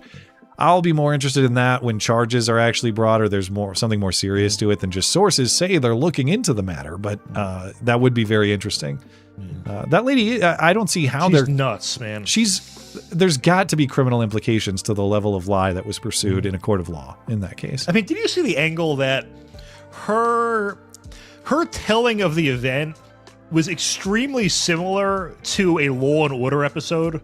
Yes, that too. Which, I mean... Yeah. I guess it could just be a coincidence, but I thought that was an interesting angle. That's where she hallucinated it from. Taker 610. Platner's wife's biography is incoming. In quotation marks. So I married a Nazi. Come on, we all make mistakes. Available in both hardback and paperback. I'll read it. I might read that book, yeah. It'll be better than my book. Maybe you could ghostwrite that one. It's an That's my only the only work I can get at this point. Anyway... Thank you, takers. K-Dog Mulligan, 1 in 3 babies born in Ireland are now foreign-born. Global revolution win. Well, that's up to you, potato people. Yeah. Do they count as potato people, or is that Russians? Irish count as potato people. No, Irish is too, potato. Right? The famine, yeah. I mean, the thing is, when you say foreign-born, it does matter the country of origin, and that Switzerland has a very high foreign-born population, but when you look at the demographics, it's like Germany and France, so who gives a shit? But with Ireland, yeah, it is in the wrong direction, I should say. Godspeed, K-Dog. Thank you. Esoterica Unbound. Nancy Mace has worked hard all her adult life to put the whore in media whore. Look at those. Oh, because he's spelling it H-O-R for the filter. He put the whore in media whore. That is, yeah.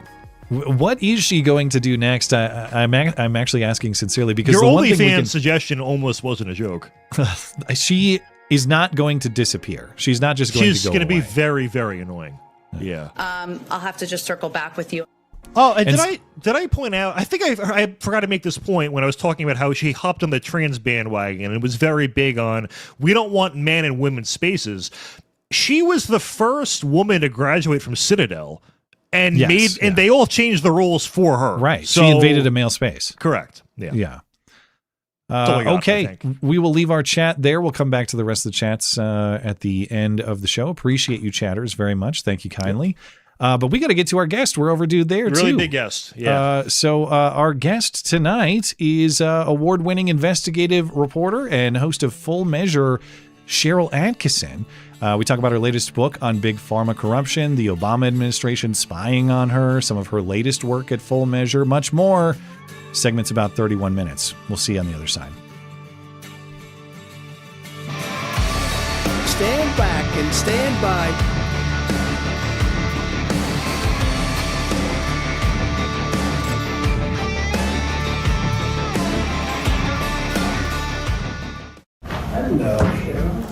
President Trump joins me for an exclusive interview on the one story that has the world's attention. So is it accurate to say you think the combat operations are over and done, but there No, may I be... didn't say that. I said they are defeated, but that doesn't mean they're done. We cover concerns foreign and domestic. How do you feel today about the Republicans' chance in the midterms? This week, my White House interview with President Trump. It's always an honor to be with you. I think we've done it quite a few times. This is our 10th interview, sir. Wow. Since 2015. Well, it's my honor. Well, thank you. Thank you so much. I appreciate it, sir. Very much.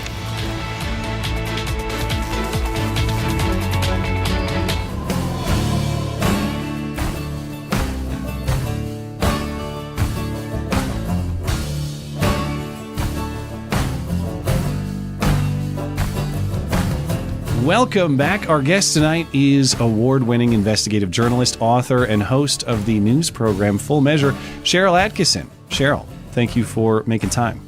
Thank you for having me. So you have an incredible career, plenty to ask about. I was trying to figure out what I wanted to ask about first, but I figure let's start a little more recent and maybe work our way back. Your latest book is Follow the Science, and it's all about big pharma corruption.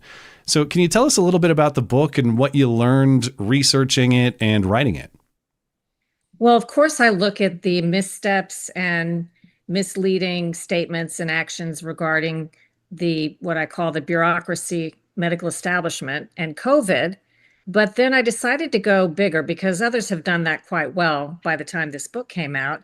And I look at the entire corruption of the medical system, which I think explains a lot about why we have never spent more money on insurance and doctors and hospitals and so on, and yet have never become sicker and sicker before as a society as we are today. There are reasons for that have to do with corruption of the medical establishment.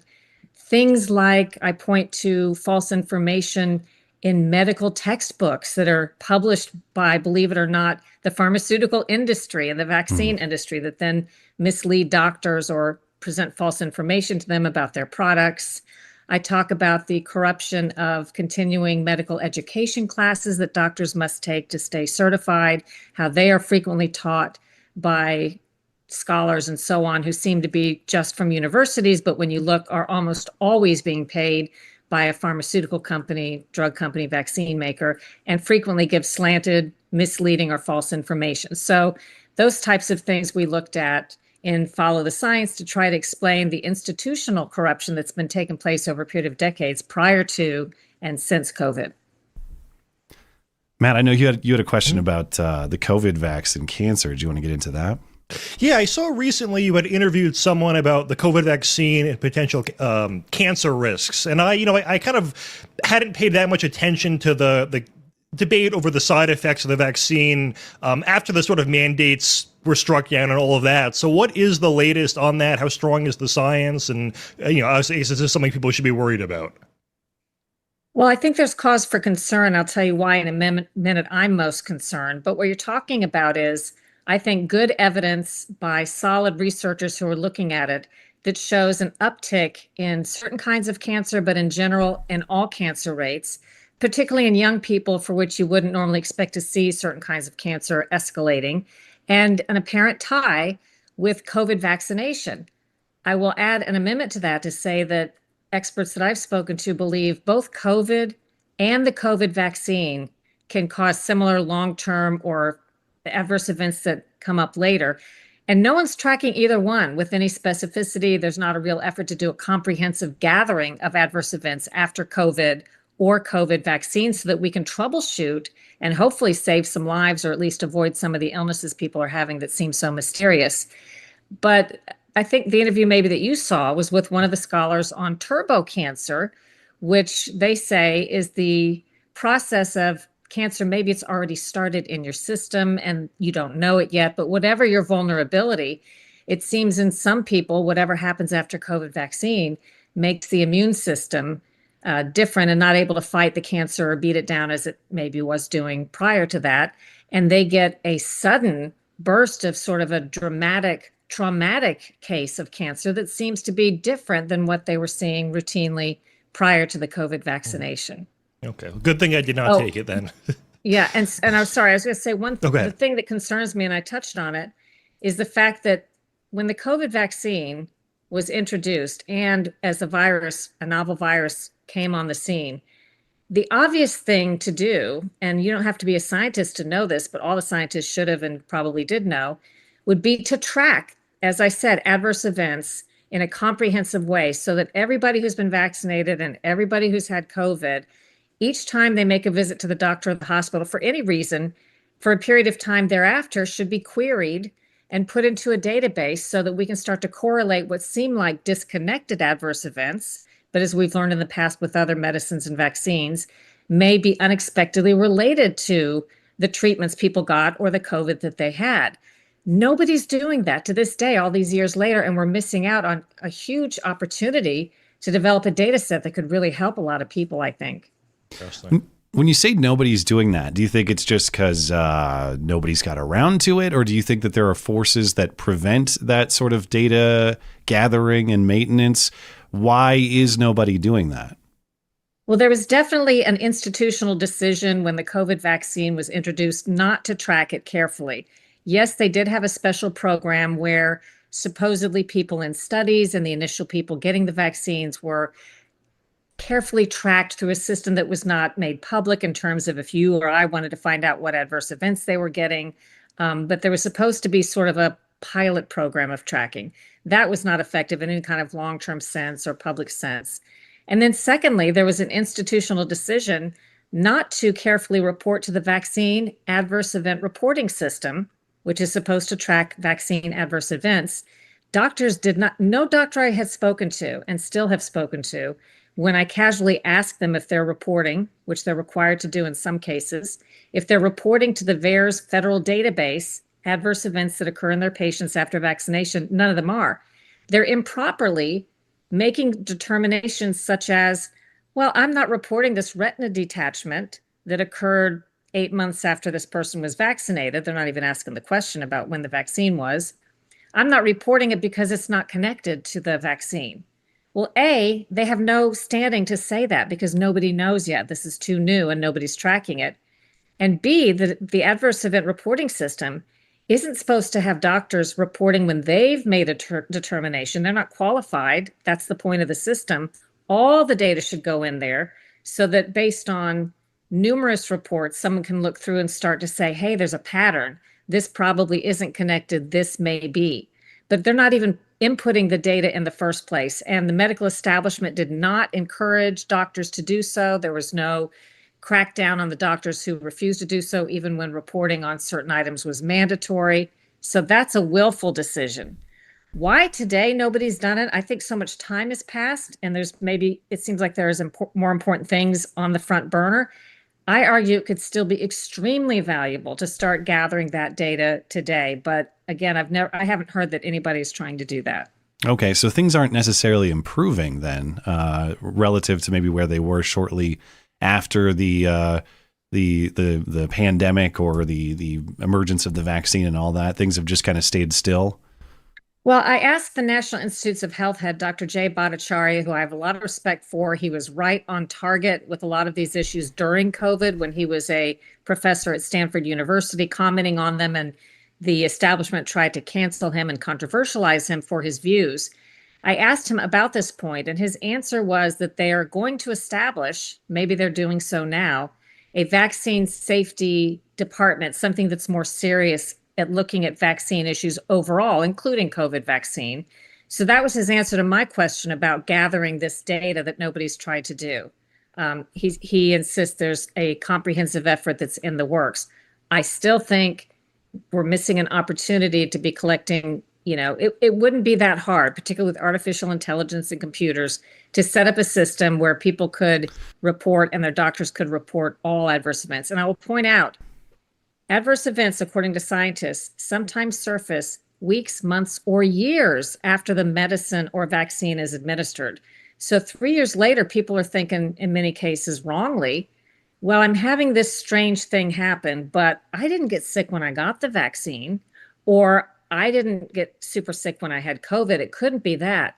Yes, it can. These medicines can cause changes in your body and in your system that surface later when your immune system is challenged, or just takes time to get a foothold and manifest itself. So just the fact that maybe you didn't have an adverse event immediately does not mean that these things are not connected.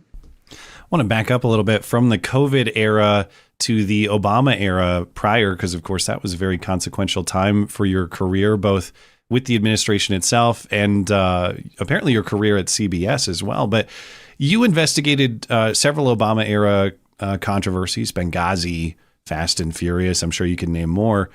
And during this time, it was your allegation that Obama officials had spied on you while you're doing your work. And tell me if that's not, your characterization. I want to make sure I get that right. But if that is the case, or that is your case, what is the case that the Obama administration spied on you while you were looking into these things? I think it's moved from an allegation to it's not just an allegation, it's forensically proven since then, because we had experts that were able to, after a time period, recover data in one of the computers where the intruders tried to erase it, that proved the government nature of the intrusion, number one. So we know it came from government IP addresses in the limited cases that we could recover some of the intrusion, the forensic evidence. Number two, we have a former federal agent who admitted being part of the intrusion. Unfortunately, I had a lawsuit going. I've had it going for over a decade about this because the Department of Justice won't hold its own accountable. But the agent who admitted being part of it shortly after that died. So that would have led us somewhere so we could get on paper his information as to who he took orders from. He told us some of this, that he's involved in the U.S. Attorney's Office under Rod Rosenstein in Baltimore at the time, that was operating through a covert group of sort of, I won't say rogue agents, because they were taking direction from higher up, but they're not on the books where they're getting paid for, their paycheck doesn't say spying on Americans or spying on journalists. This is just a dark operation. We also had a name of another agent that took part in this, who was a former Secret Service agent who served time in prison for other corruption and other crimes unrelated to what happened to me. And he was arrested afterwards on these other crimes. So we had names and we had some data, but the law is very difficult in terms of what will allow a case to move forward.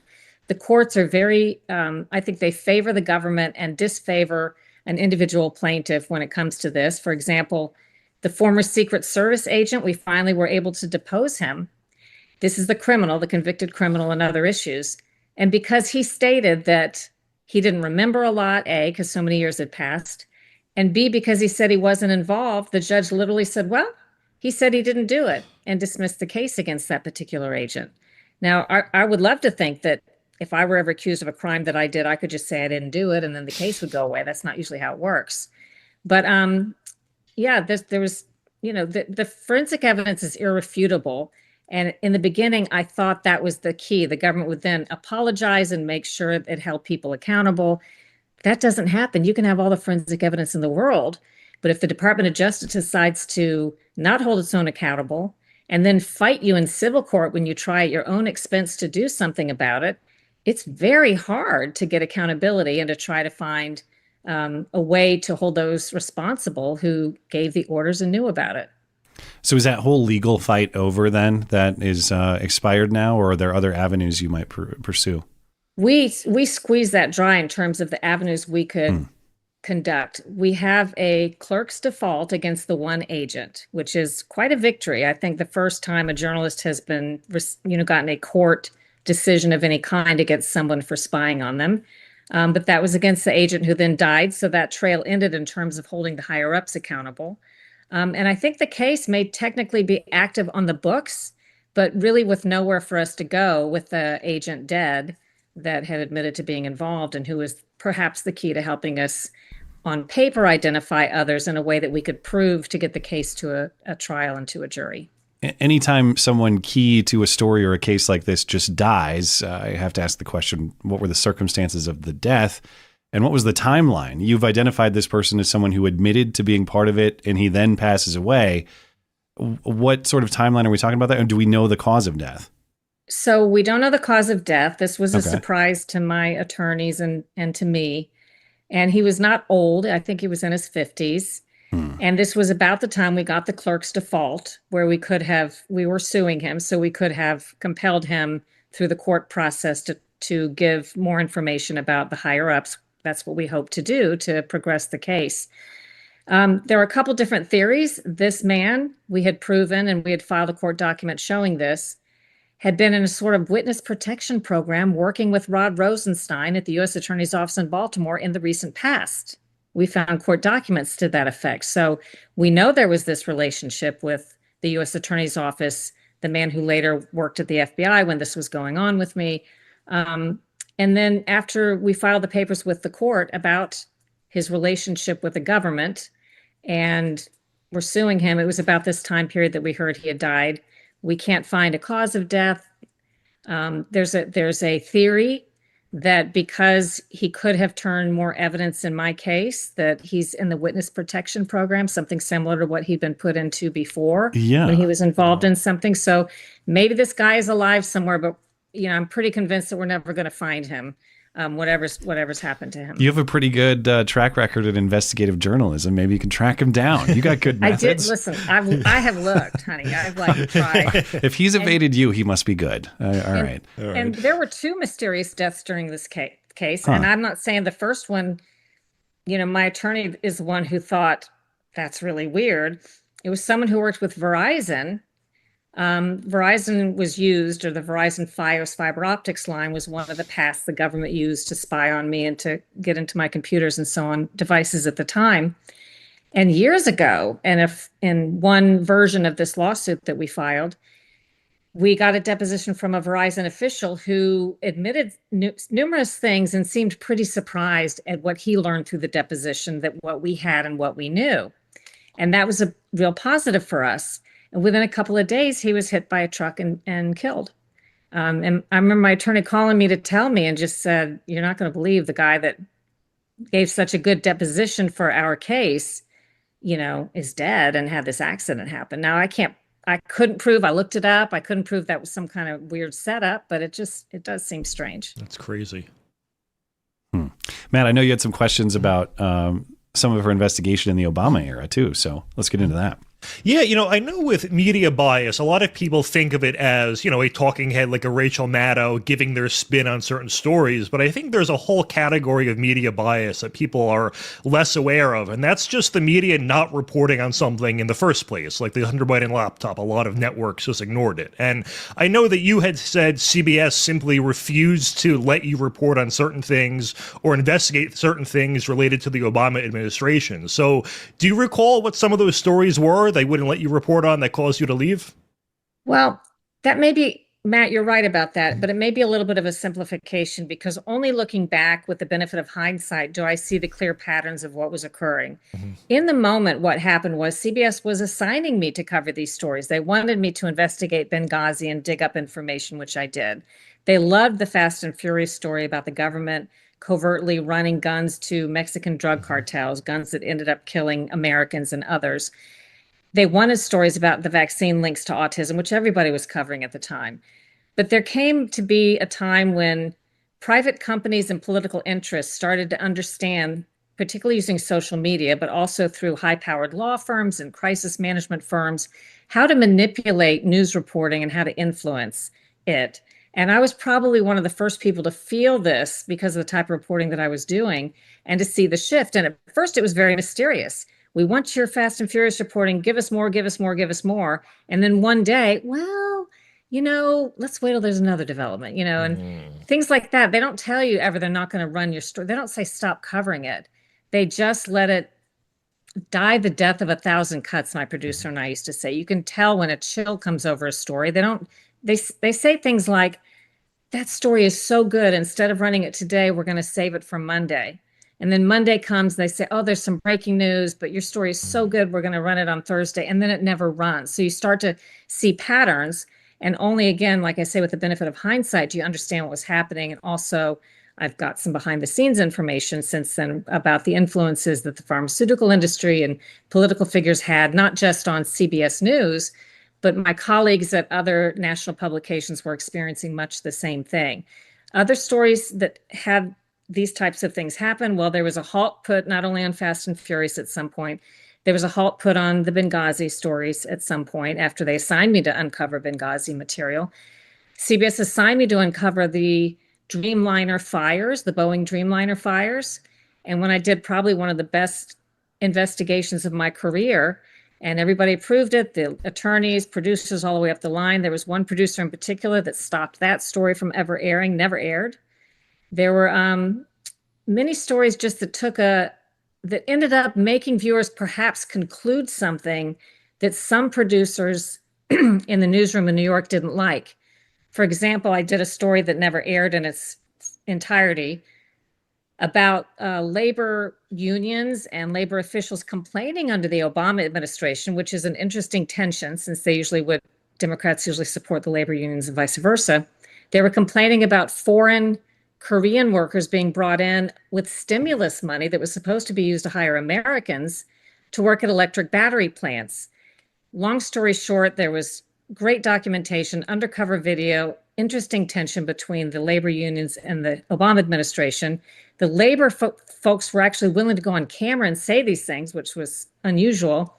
That story never aired. And I remember the producer in New York saying to me, well, maybe Americans aren't getting jobs, but somebody's getting jobs with the stimulus money. Oh, brother. And I said, listen, if that's the conclusion some people draw from the story, I'm fine with that. Some people may watch the story and think that's perfectly fine, that Korean workers are being hired. We're not telling them what to think, but let's tell them. And she didn't want the story to air because she didn't want them to draw the wrong conclusion. And that became and has become exceedingly common now. I didn't used to hear that much, that we shouldn't tell the viewers these facts because they might not form the right conclusion. And it's just become more and more prevalent since I first heard those words. It seems like a bizarre concept to form the wrong conclusion based on the truth anyway. Yeah, exactly. Yeah. So anyway, yeah. But okay, so you're obviously looking a lot into COVID era injustices and the pharmaceutical industry.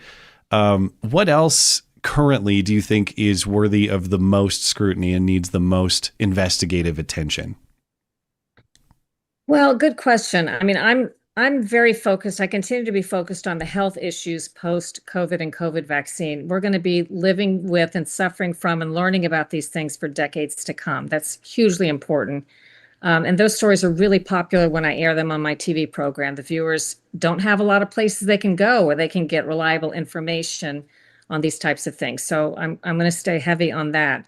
I'm also looking into a lot of other health issues. I'm not a medical reporter, but in some ways, maybe that makes me a little better sometimes at reporting on these issues in a way that means something to the public because I'm not entrenched in or in with the medical establishment. I'm asking questions from the outside, like the evidence on fluoride in drinking water, which is very concerning. I used to think all this stuff I used to think was conspiracy theory, but more often than not, when you look into it and see what's really there, you find that we have been spun by very powerful forces that want us to think certain topics are off limits and shouldn't be discussed or conspiracy theories and not true. So a lot of health issues like the poisons in our food and what they're doing to the population at large. I feel like these things are very important to how sick our society has become. Waste, fraud, and abuse is one of my special interests. I remember working in DC doing Follow the Money stories every Friday for CBS News. I had one official who I believe was probably accurate, saying that something like 85 cents on the dollar is lost to waste, fraud, or abuse of taxpayer money. Think about Only that. 85 cents on the cents. dollar. What a deal. And he's talking about by the time you send your money to Washington and everybody takes a little off the top and then it goes back out to somebody and there's patronage and there's all kinds of lack of accountability and accounting. And I believe based on my experience, that's probably the case. That's shocking, and that's a great argument for not sending so much money to Washington and looking more at the spirit of what I believe the Constitution had in mind, which is let the states handle a lot of things that unfortunately is left up right now. The federal government has taken a role in. I was looking at some of the current stuff that you and Full Measure have put out. I'm out here in Montana, so of course when Matt sent me this story about Montana fraud that just aired the other week or the other day, and I thought this was pretty interesting because you're right. The health topics aren't just a matter of our personal health. It's an area of such massive fraud too. And so I was listening this morning to this story about how addicts on the Indian reservation around here are being duped into accepting trips out of state for treatment programs that are apparently completely fraudulent. But I know that this wasn't necessarily your story, or you weren't the reporter on the story, but do you know much about this one that's going on here in Montana? I'm the managing editor for the program, so all the stories that air, I envision them or approve them or ask them to be done. Yeah. And Scott Thuman did that terrific story for us. It's just yet another example, and I'm sure there are thousands and thousands that never get told, of Obamacare money being misused. People figured out whenever there's a pot of federal money, they know before the rest of us know. Insiders have figured out it's available, how to get it, and how to abuse it. And in this case, these addicts were preyed upon by people who promised to fly them to California for what would have been luxury drug treatment, which in of itself was ridiculously costly, even if they had gotten the treatment, like too much and not necessary from what I could tell. But the real horror is some of these people were flown to California and then just dropped, never given a ride back. They couldn't get back to their home state of Montana. And in some cases, they remain missing today. If you think about taking an addict, displacing them and putting them in another state and then not providing a way for them to ever get back home, that's a really scary thing. You would think, there'd be like some kind of trafficking component to this beyond just the fraud in the health insurance area and all that. So I heard nothing about this. So more great work out of Full Measure. Appreciate that. But thanks. But we're about out of time. Matt, is there anything else you wanted to ask before we're finished up? I don't know if this is like a conspiracy question, but with Fast and Furious, the official story was that we were, letting these cartels have guns, American guns, so we could track their networks. I've seen it theorized that it was a deliberate attempt by the Obama administration to arm the Sinaloa cartel under this theory that it would be better to have one large cartel in Mexico instead of a bunch of warring smaller cartels. Did you ever uncover anything that had to do with that? I don't know if I'm off base or anything.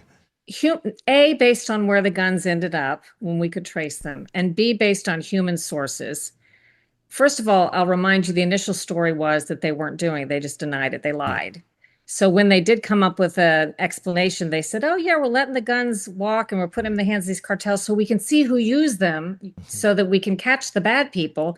I mean, think of the logic that it just makes no sense. We're going to give people guns so they can kill people so that we can get the bad guys. It's like it's giving bad guys the ways to do their crimes and then claiming we're doing it so we can catch the bad guys. Makes no sense. The agents understood this made no sense, because if you're going to let guns walk, as they say, you would track them, and they did not track them. You'd put some kind of trackers on them. You'd figure out where they're going.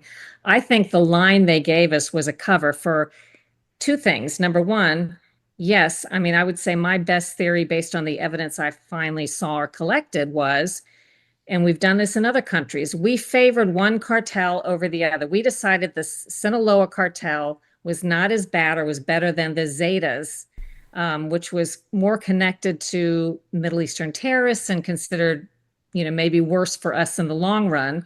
The Sinaloa was more connected to the Mexican government.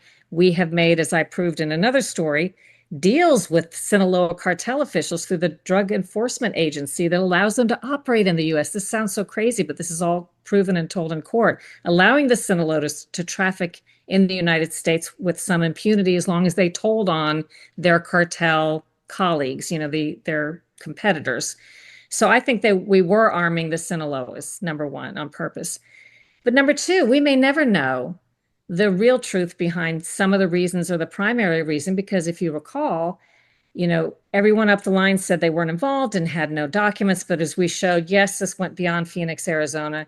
Yes, it went to Washington, D.C. Yes, it went beyond the alcohol, tobacco, and firearms. The Justice Department knew, then they claimed, but not the White House. Yes, then we see documents that show the White House knew. And then the Obama administration, the one and only time of their presidency, declared executive privilege to keep us from seeing the documents related to that. So we will, whatever it is they don't want us to see must be pretty bad or pretty serious. And we have no way to see those documents that could shed light on that. That's crazy. I've been vindicated at last, for once. Yeah. Very interesting. That's our guest, Sharyl Attkisson. You can find all Sharyl's work and her social media accounts at SharylAttkisson.com. That's linked in the description for you. Sharyl, is there anything else you'd like to promote? Wow. I do have a free Substack, which I try to cross-publish most things on the Substack and the SharylAttkisson.com website. And fullmeasure.news, we're about to go out shooting stories. Actually, I'm leaving in about a week to go to Europe to shoot stories on the Islamic takeover in many respects of Europe. The illegal immigration crisis there is arguably even more serious than ours was at its peak, believe it or not. You won't get a lot of honest reporting on it here. So shooting more stories for season 12 of Full Measure, which begins in September on a TV station near you, I hope. Awesome. It is on here. I can tell you that. I see it. I think it's on Sunday mornings. I see it around here. It's usually on Sundays, yeah. But also fullmeasure.news online anytime. Cool. All right. Well, we appreciate your time. Thank you for stopping by. Thanks for having me.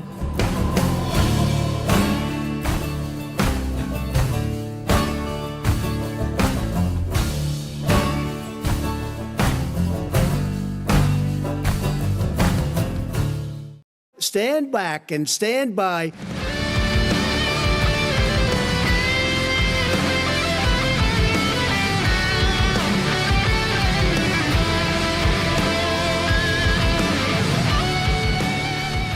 Thanks again to our guest, Sharyl Attkisson. Find Sharyl's latest book and all her work at SharylAttkisson.com. Linked in the description. Check out fullmeasure.news for all Sharyl's work at Full Measure. Now, first of all, I want to say thanks to the highly regarded Matt Palumbo for a big get for this show. I know people.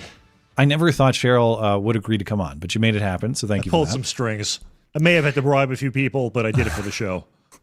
And I want to thank listener Concerned Non-Citizen as well, who you may hear on the Wednesday show from time to time. But Sharyl was actually a suggestion of listener Concerned Non-Citizen in the MC Club Discord server. And that is, again, one of the many perks of being in the MC Club Discord server and being an MC Club member. You can pitch stories. We can talk about guest ideas. And man, he linked that Contact Sharyl page. And I thought, well, we always give it a try. And I never, we did that on a Tuesday and the interview came together on a Thursday, which is really cool. So we appreciate Sharyl's time because, like you heard her say, she's got big, important things that she's looking into. And for her to take a little bit of time while she is at home before she goes to Europe to do some investigating there, I just really appreciate. That's a really cool opportunity. So thank you for making it happen. And thanks, Concerned Non-Citizen. And thanks to Sharyl as well. The pleasure is all on this side of the table. And to anyone who is in the Discord that does post in the guest suggestion tab, I do check that every couple of days, and I make a note of everyone there. So definitely put some people's suggestions in there. Even your trolling suggestions are accepted. Yes, even if it's a joke, I'll try to get them on. You know who I told Matt to try to get? Normally I don't like to say because I don't like to create the impression that we're going to have certain people. But speaking of things I don't expect to happen, I didn't expect the Sharyl Attkisson segment to happen. The bus driver from Delaney Hall in Newark. I'm going to try. I said, hey, Matt, Mission Impossible. I know he's by you. He's like, I'm not to dox myself, but he's like 20 minutes from me, so I'll go tail him. It's not general vicinity, or it's not doxing if it's general vicinity. But yes, find that. If people didn't see all the chaos going on at Delaney Hall, the ICE detention facility in your neck of the woods in Newark, Matt doesn't live in Newark, just kind of the general area. It's hell on earth. It's gotten better, but it's still not great. But it's been chaos there all week. I posted a video about it on Saturday, but there's a crazy moment of a garbage truck driver just pissed off, like a big black dude at the crowd, just yelling at them. And then they have this ridiculous dispute, this debate among themselves about whether they're actually serving the working class or not. Which you gotta at least give them credit for having a debate, because normally, like, everyone's seen the clip where the left is just like, the woman's like, I need to get to work, and they're like, oh no, work. Right. Like, Yeah, at least that guy. they're not. I mean, they're shitbags, but at least they sort of care about some people. Yeah. I don't know. They suck either way, but. So if you get the garbage truck driver, well, I don't know what kind of promotion I can offer, but you'll have earned it. We'll figure it out. Excellent. Okay, it's time for Hoax Hate.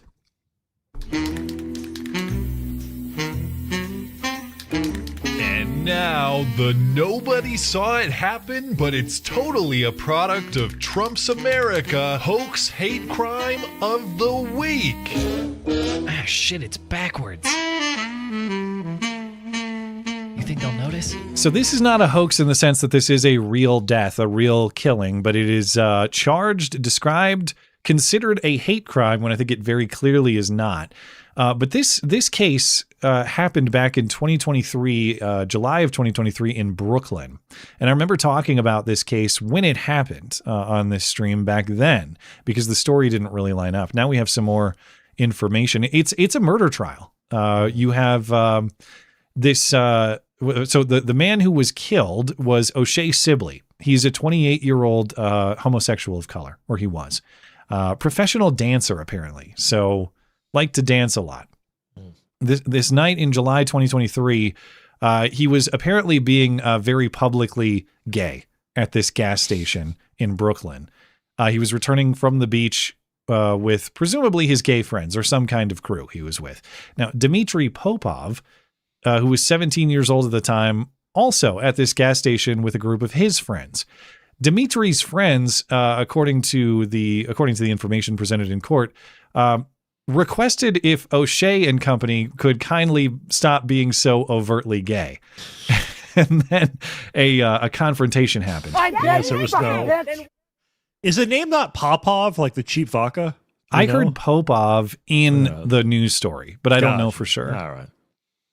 So Dmitry, who's again 17 years old at the time, he retreats. O'Shea pursues. Eventually, Dmitry stabs O'Shea, actually hit him right in the heart, and killed him. And despite what sounds like O'Shea's physical aggression, again, I want to be clear, it sounds like the verbal altercation was initiated by Dmitry Popov's friends. The physical altercation was initiated by O'Shea Sibley and company. Dmitry is now on trial for murder and a hate crime. Here's some local reporting. Friends and family of O'Shea Sibley filed through Brooklyn court Wednesday, nearly 3 years after the professional dancer was stabbed and killed. Sibley, at the time 28 years old, was returning from the beach with friends in the summer of 2023 when they stopped at a Brooklyn gas station and danced to the radio. Surveillance video shows Dmitry Popov, at the time 17 years old, in the red shorts standing with his own friends. Popov testified Wednesday that his friends called him outside to see a guy walking around with a jockstrap and butt out, and that his friend used homophobic slurs while asking the group, "Can you take that somewhere else?" Video shows the two groups arguing as Popov records on his phone before they eventually start to disperse. "I was telling them, you guys get out of here," Popov testified. "I wasn't yelling any slurs." As Sibley's friends circled back, Popov testified, "I felt I was slowly getting surrounded." He pulled a kitchen knife from his pocket. "I was showing keep a distance," and claims Sibley's friends said to him, "Put the knife down, let's fight." At one point, video shows Sibley run at Popov. Prosecutors saying during questioning that would be the perfect time to turn around and run away. "I didn't want to be hit from the back," Popov answered. "It wasn't my intention to hurt." The knife punctured Sibley's heart and he was soon pronounced dead. Okay, so I stand partially corrected. I heard Popov in the story initially, and then she says Popov a million times. So she said both. It is the cheap vodka. Okay. I don't even know the reference. Who's the guy you're talking about? Popov, the stabber. There's a really shitty vodka brand called Popov. Oh, okay. It's one of the worst. But anyway, it's irrelevant. It looks like the black guy. Okay, first of all, let me just actually start from the beginning. I don't like the concept of hate crimes because it implies that there's a such thing as a love crime. You know, I mean, like what if he had the knife and he's like, "I love you," and then stabs him? Then is it different? What about like no, Romeo and Juliet? That's a love crime. Yeah, it's the end result is the same. So who cares about the motive in that case? Yeah. You know. Anyway. Anyway, I mean, just from that video, it looks like the NF was the aggressor. That is the technical term. You're right. That's an accurate descriptor. So in the moral sense, to me, very clear self-defense here. Now, whoever is responsible for the verbal confrontation, we can't see based on that video. But there's a verbal confrontation. Again, the story is Dimitri's friends used anti-gay slurs. Dimitri did not, according to the facts presented in court. But Dimitri, whatever was said verbally, he's trying to leave physically, and O'Shea is pursuing. That's why I say in the moral sense, this is very clearly self-defense. Yeah. Why is a 28-year-old man pursuing a 17-year-old aggressively, physically like that after saying, let's fight? Yeah, he's trying to defend himself from an obvious threat at that point. And now, you cannot turn your back to those, to anyone actually if they're attacking you. You are going to get hit. They're not going to stop attacking you because they're going to see it as opportunity. So I would assume, yeah. Yeah.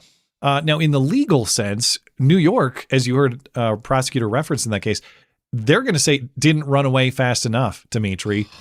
New York is a duty to retreat state. There is no stand your ground. You must exhaust every effort that you can to run away. And the legal question is going to be, did he actually exhaust his efforts to run away sufficiently?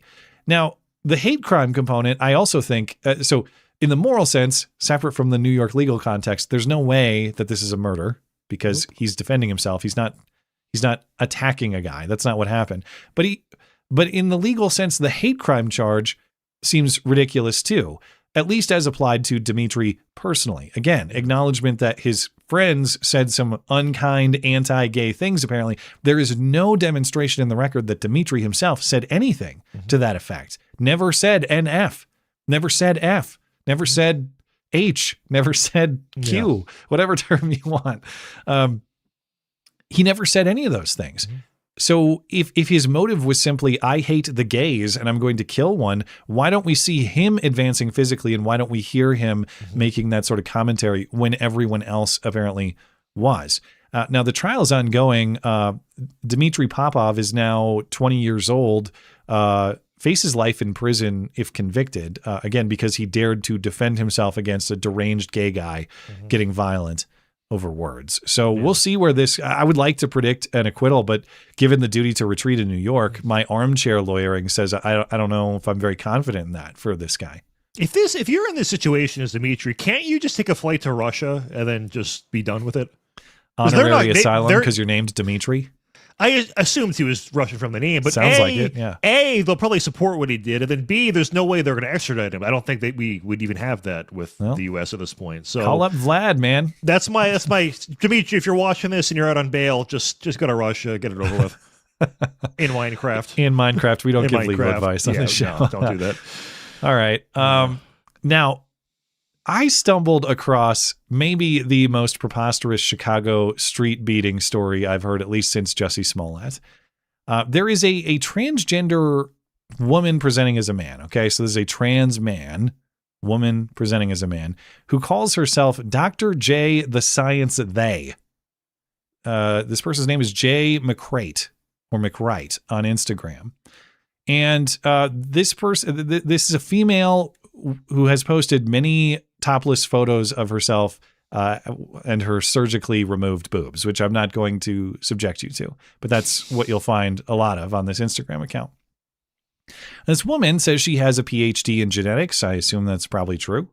And is doing activism to teach people that biology says gender is non-binary. Okay, well, if a PhD says so. But Dr. Jey disappeared off social media mysteriously at the end of April. No posts from April 29th all the way through May 20th. And that is because, according Sex to offender? No. Oh, all right. At least I haven't seen any evidence to that effect yet. According to Dr. Jey, she was attacked by a transphobe on the streets of Chicago late at night while walking home. This is what she says in this, not this video, but a different video on the account. Now, the video of her telling the story of what happened is about 12 minutes long, and I'm going to play almost 4 minutes of it, which is way longer, just a way longer clip than I normally would play. But that's because it is going somewhere. So if you're listening to this and you're wondering, yeah, it sounds fake and stupid, why are you letting this go on and on? You'll know when we get there. Long story short, I crossed paths with a transphobe who happened to recognize me, and he beat me up pretty badly. It was the night of the 29th, which was a couple days after my big launch event for Transquake at the Lincoln Lodge, which had gone great. I had flyers all over my neighborhood and Boys Town and Andersonville with my face on it, advertising Dr. Jey the Science They is going to do this launch event for Beyond X and Y, my new organization that I'm hoping to turn into official nonprofit to fight for trans rights with the power of science, since I am a PhD geneticist who knows biology is not binary. And I was in the newspaper, I was in Windy City Times because of that. I was posting on social media a lot. And I think this guy recognized me. He came up, it was nighttime. I think I had been out getting food alone. I actually have lots of spots in my memory still from the event. And he came up to me, I was alone, no one else was around, asked if I was Jey. And I've been a blogger and public speaker since I was 20 years old, 18 years now, and I'm used to people coming up to me and always having a positive reaction and talking to, I feel weird calling them fans of people who like my writing or have seen me give talks. And so I very naively, chipperly said, yeah, I'm Jey. And he very quickly pushed me to the ground and started repeatedly punching me in the eye. Afterward, I actually thought he had maybe hit me with a brick or something because it was so painful. He also pulled out a pocket knife and cut me in a bunch of places in my body. Thankfully, not deep enough to do permanent damage. It was very scary. And even tried to strangle me briefly with something that thankfully didn't work well and just kind of left an abrasion on my neck. And I actually don't really remember exactly how I got away. If he let me go, I don't really remember fighting. I don't remember being followed home, but I was close to my home and got home. I spent April 30th basically in my house out of my mind. I was alternating between having panic attacks, not understanding what had happened, looking in the mirror, not understanding why I was covered in blood, stress napping, hoping it was a bad dream and I'd wake up. And it wasn't until about 7 a.m. on May 1st that I woke up with some clarity, my brain working again, and realized my eye was super swollen shut. I couldn't open it. It was extremely painful. My whole head was caked in blood, and he had taken a chunk of my hair out with the pocket knife. I even tried to buzz it to fix it then, and my battery died on my buzzer, so I went and realized I needed to call an ambulance. I very stupidly took a shower and washed away probably some evidence because I was just so disgusting looking. I wasn't thinking straight. Ambulance came to my house and took me to Advocate Health Center, and I filed a police report there. All the nurses, the doctors, they had a sitter in my room in the beginning because the way he cut me, he tried to make it look like I tried to do it to myself. I won't say that word, so the filters don't block this video, but it's like a lot of cuts on my wrists. It's really traumatic to look at, honestly. This is the reality. This is what voting Republican makes happen in the United States. I am not suicidal! Okay. Hey, it looks like you did it to your... I thought the reveal was going to be it was a black guy, but okay, so the doctor even didn't buy it. The claim is that, well, first of all, let me back up. That photo! This... Oh, hey, I only need 65 grand. All right, I've got 54 of it already collected. So is this female to male? Because the fact Correct. that it's a 14-minute explanation tells me it's a female. Yes, you nailed all it. right. Exactly. If it was me, I would have just went, I was walking down the street, a guy recognized me, punched me, was upset for a day or two, went to the hospital, they didn't believe me. Bingo. Hey, are you the highly regarded Matt Palumbo? No one would recognize me. Okay. Now, first of all, first things first. This looks exactly like a bizarre transgender version of my friend Frank from Quite Frankly, who may be appearing on the show. Don't do Frank dirty like that. No, Quite Trankly. We couldn't think of a better name. This is Quite Trankly. Okay, but actually, I shouldn't really joke around with it. This is very serious, okay? And it deserves to be treated seriously. It's serious in a number of ways. But yes, if you didn't catch what this person was describing in ambiguous terms or with unclear terms, The claim is that a transphobe jumped her and beat her up to make it look like a failed suicide attempt by cutting her wrists and then leaving her to go on her way for unknown reasons. And then the knife, she gets stabbed, but not enough to do damage. Like, it's very, it would be difficult to not do a lot of damage with a knife. I don't, you can't have precision when you're wrestling with someone. I don't know. No, I've never whatever been in a situation, happened, but the key detail there is not just that her description, it's that the medical personnel at the hospital viewed the physical evidence as sufficient to treat this as a suicide attempt. Because this assuredly was. So when I say this is serious, it is, all right? Like, there's a lot of jokey stuff in the transgender context. The fact of the matter that these people frequently try to kill themselves is very serious. Yeah. And when you live a life that is committed to delusion, that is an unfortunate effect, is that if you can't conform your life to the truth and reality, it becomes a very difficult life to sustain, and oftentimes they don't. Now, when I say this is very serious, it's serious from a health perspective and should be treated as such. But it's very serious from a public fraud perspective too, okay? This person, Dr. Jey the Science They, has now raised some $54,000 on the premise that a Chicago transphobe who clearly is inspired by people who vote Republican for some reason, attacked her and slit her wrists in a style that makes it look like it's a suicide, but it's not. Okay, the hospital staff, they know that this is a suicide attempt because they treated this person. Yeah. The police who took the police report that she referenced know that this is a suicide attempt because if they investigate it for 5 minutes, they're going to find the same information that we just heard.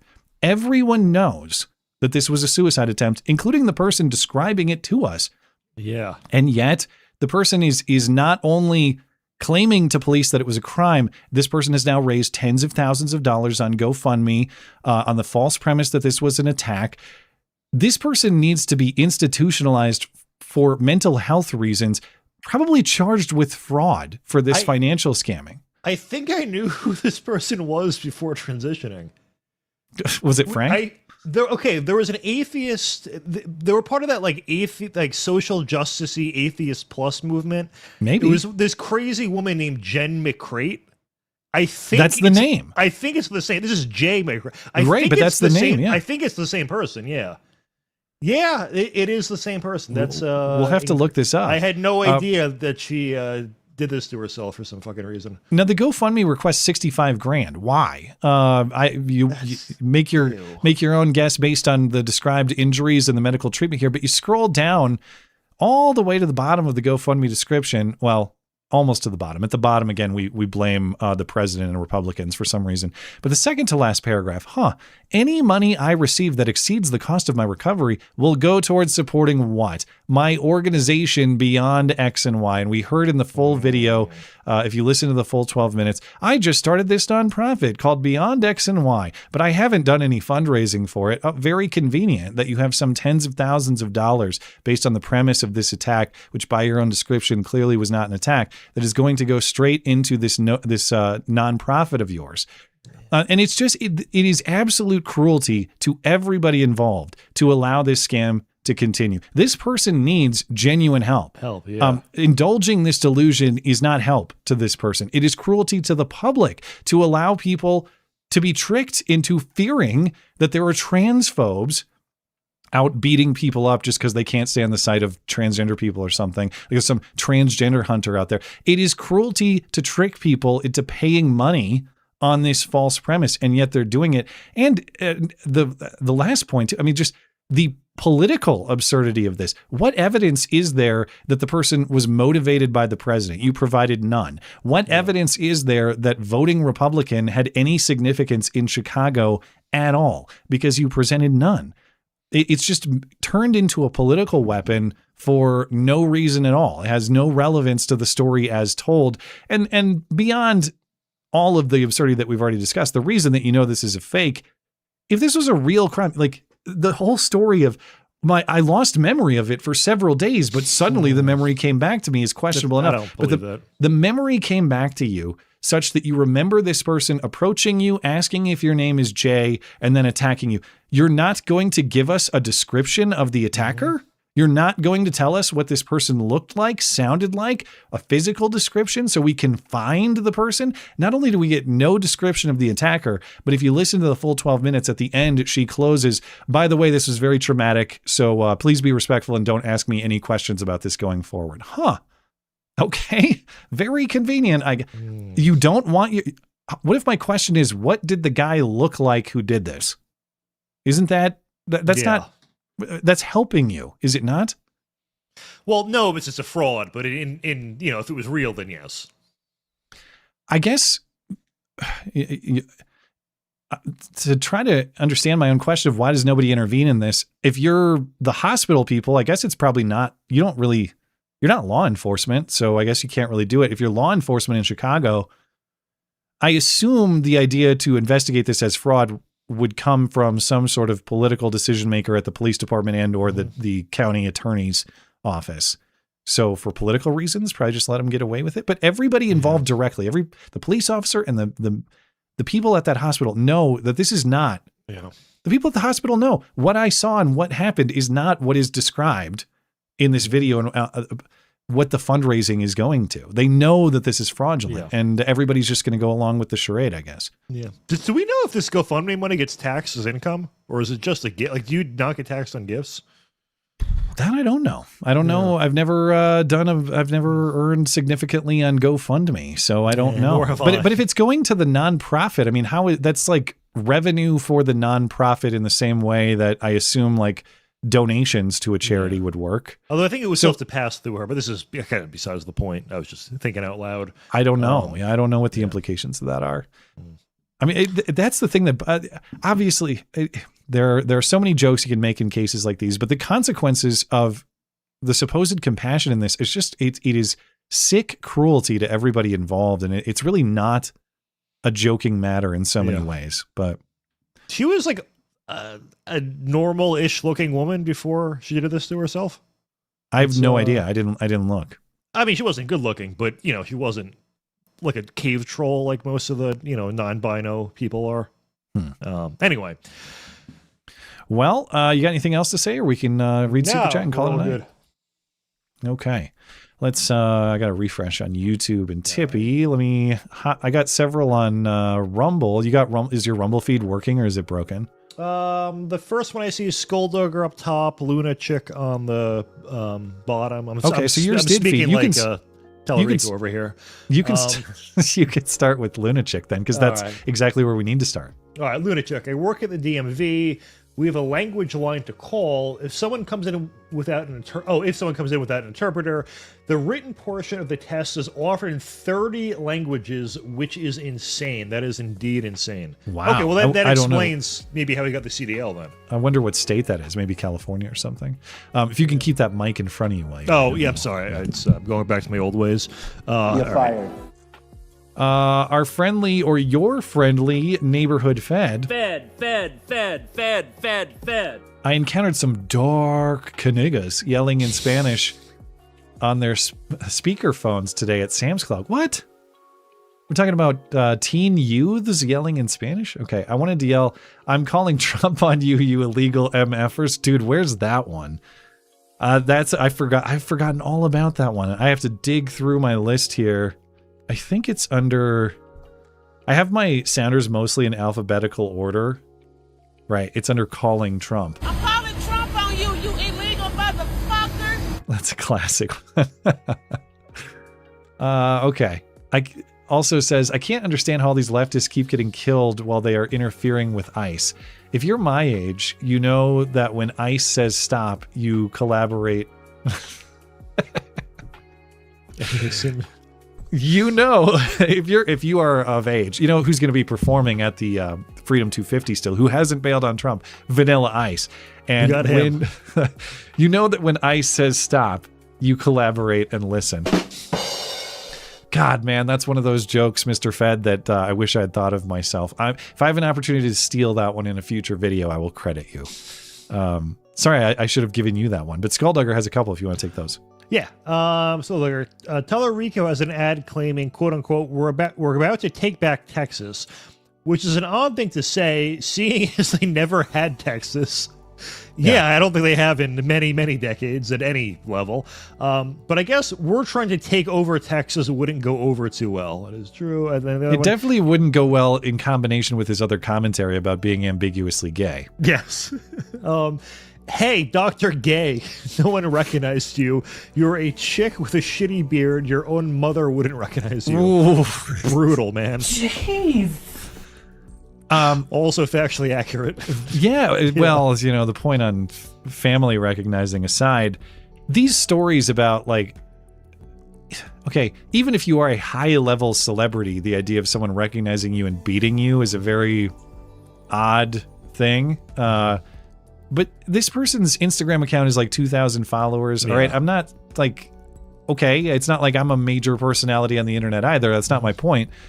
Although, my point is like, didn't one of your neighbors recognize you from me sharing one of your videos one time? Actually, that is an interesting story. Yeah. Quick story aside, it's an old neighbor. We're not neighbors anymore. He actually moved away. They were, he and his wife were great, and we miss them. If you're listening to this show off chance, hope you're doing well. But yes, at the old house, we had new neighbors move in, and they're a little bit older than us. And I'm not like the most friendly neighbor guy. I mostly just keep to myself. Not that I'm not friendly, but I'm not just trying to stay out of people's way and not draw attention to myself. So I see him and wave, but we never actually met for a little while, like months. They lived in the house for months, to the point that his wife actually thought I was a pothead because one of the other neighbors was smoking weed all the time, and she thought it was me because when they first moved in, I was living by myself, single. So I thought I was a degenerate stoner. Anyway, I'm out mowing the lawn one day, and the husband is out there, and I wave to him, and he comes up. He's like, "Dude, do you make YouTube videos?" And I said, "Yeah." He's like, "Oh, I visit the Bongino Report frequently, and I've seen you on there. And I was listening to your stuff, and I like it." I'm like, "Okay, cool. So we could be friends." But yes, the great Matt Palumbo, through sharing my material on Bongino Report some 6 years ago, 7 years ago, whenever that was. Which I'm no longer I haven't been affiliated with them for quite a while, but it was back in the day. And my next door neighbor also watches your videos, knew who you are, and I was surprised enough where I made him actually prove to me that he subscribes. He's like, "No, the flannel guy," and I'm like, "All right, you know him, yeah." So and actually, cool. we because of the connection through the Bongino Report that the highly regarded Matt Palumbo created, we became good friends as neighbors, and we're still very friendly today. Although they're living somewhere far away, so we don't see them anymore. No. But it was a cool neighborly connection for several years. So anyway, my point was, I already forgot what we were even talking about. We were talking about getting recognized in public. Oh, which, yeah. Has never happened to me, obviously. It'll change. You'll be recognized for your highly regardedness very soon. For me, I think it has happened to me like 5 times. Something like that. And every time it does, it freaks me out because if someone knows who you are, but they don't know who you are, it's not traumatic, but it's just a weird thing. You know what I mean? Like it's hard to handle, or it's hard to understand. So it always feels, when it happens to me, it feels strange, especially doing what I do, which is the internet. Like to me, there is a dividing line between the internet and real life. Mm-hmm. And so when those worlds intersect and collide, I'm like, what the hell are you talking about? This is me. This is real life me trying to, buy an energy drink at the gas station, man. I'm not here to talk politics. Anyway, So my point is, like, I know for a fact, to Skulldugger's point, this is not a person who's getting recognized as a household name on the street. That's what we were talking about. Yeah, it's just not. That's not. No, that is not what happened. And also recognized late at night.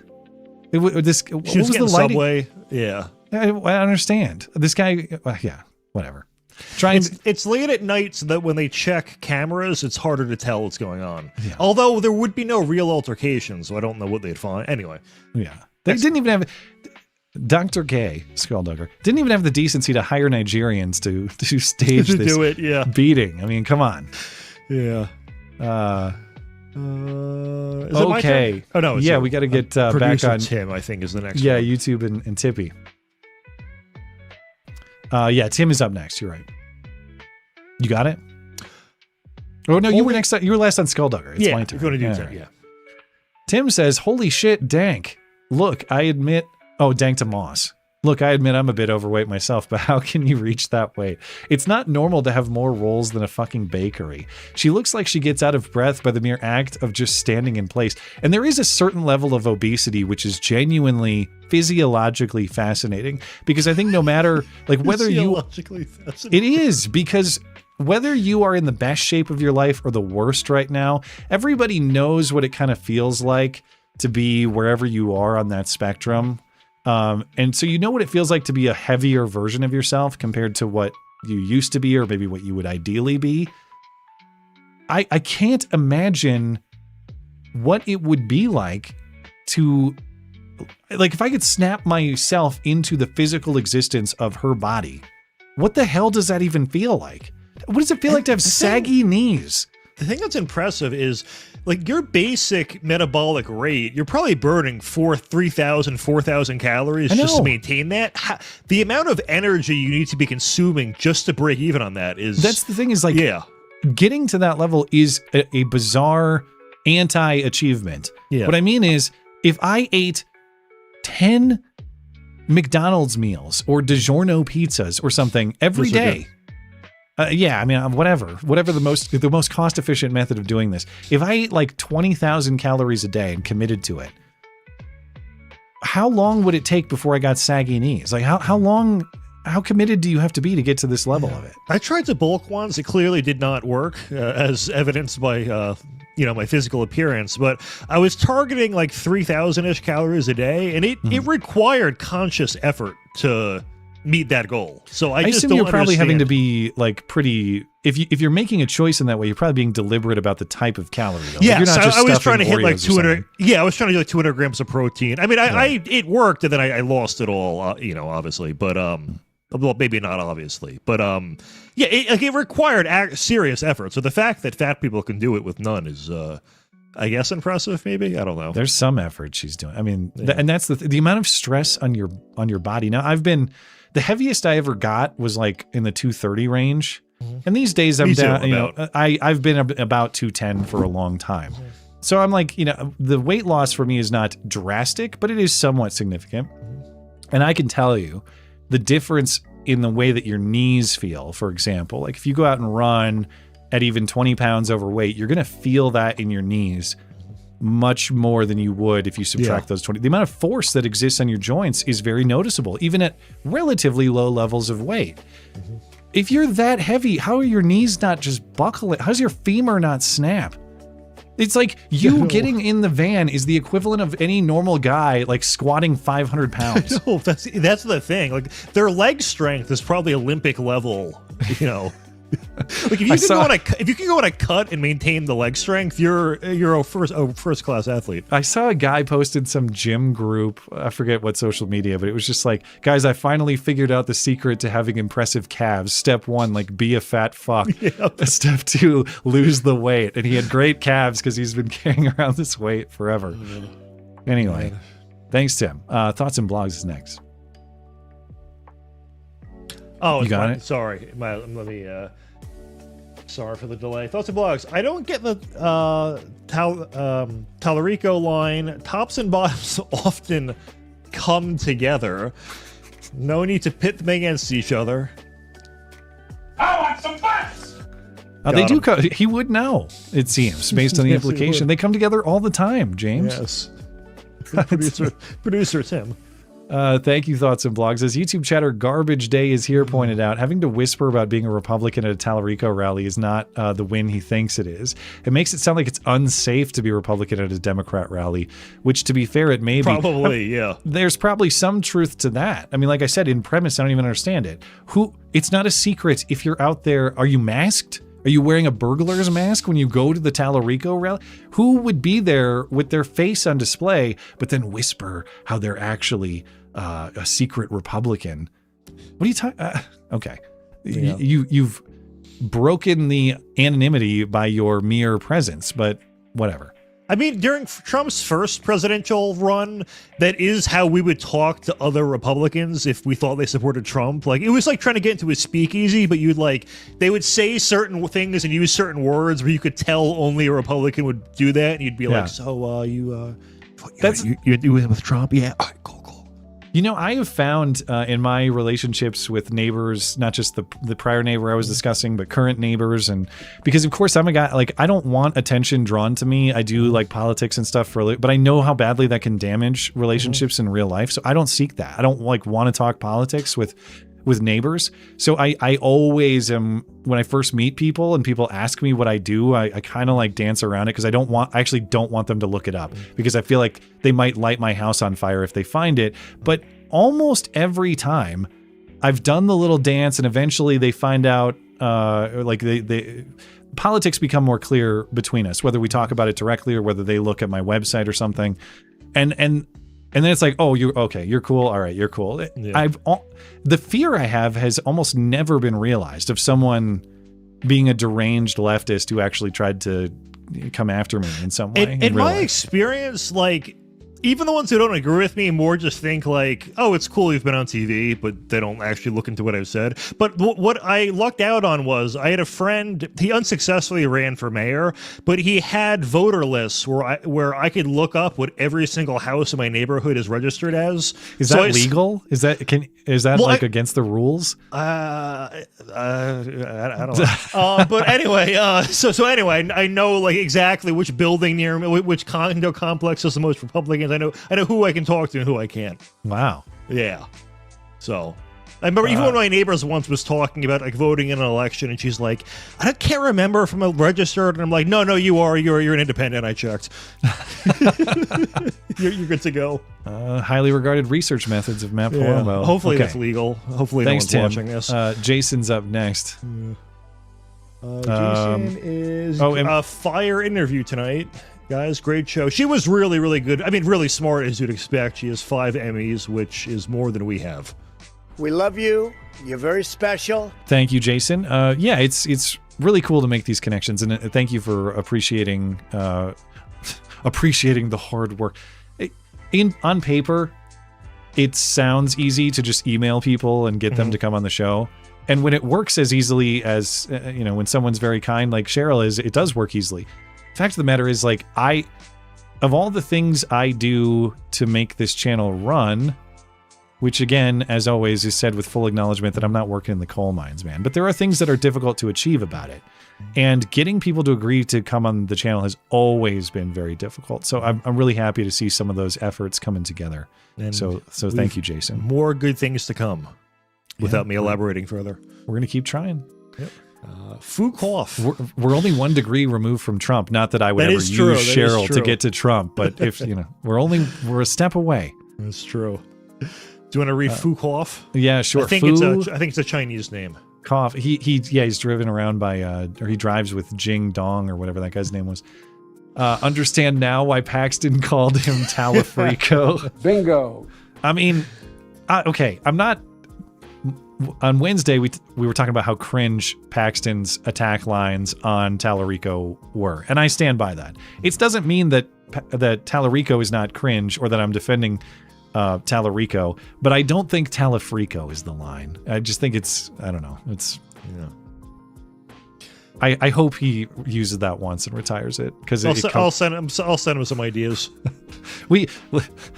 We could make way funnier ones on this show. Some call him James Takes It in the Butt. Try that one, Ken Paxton. That'll land way better. Dwayne Thompson.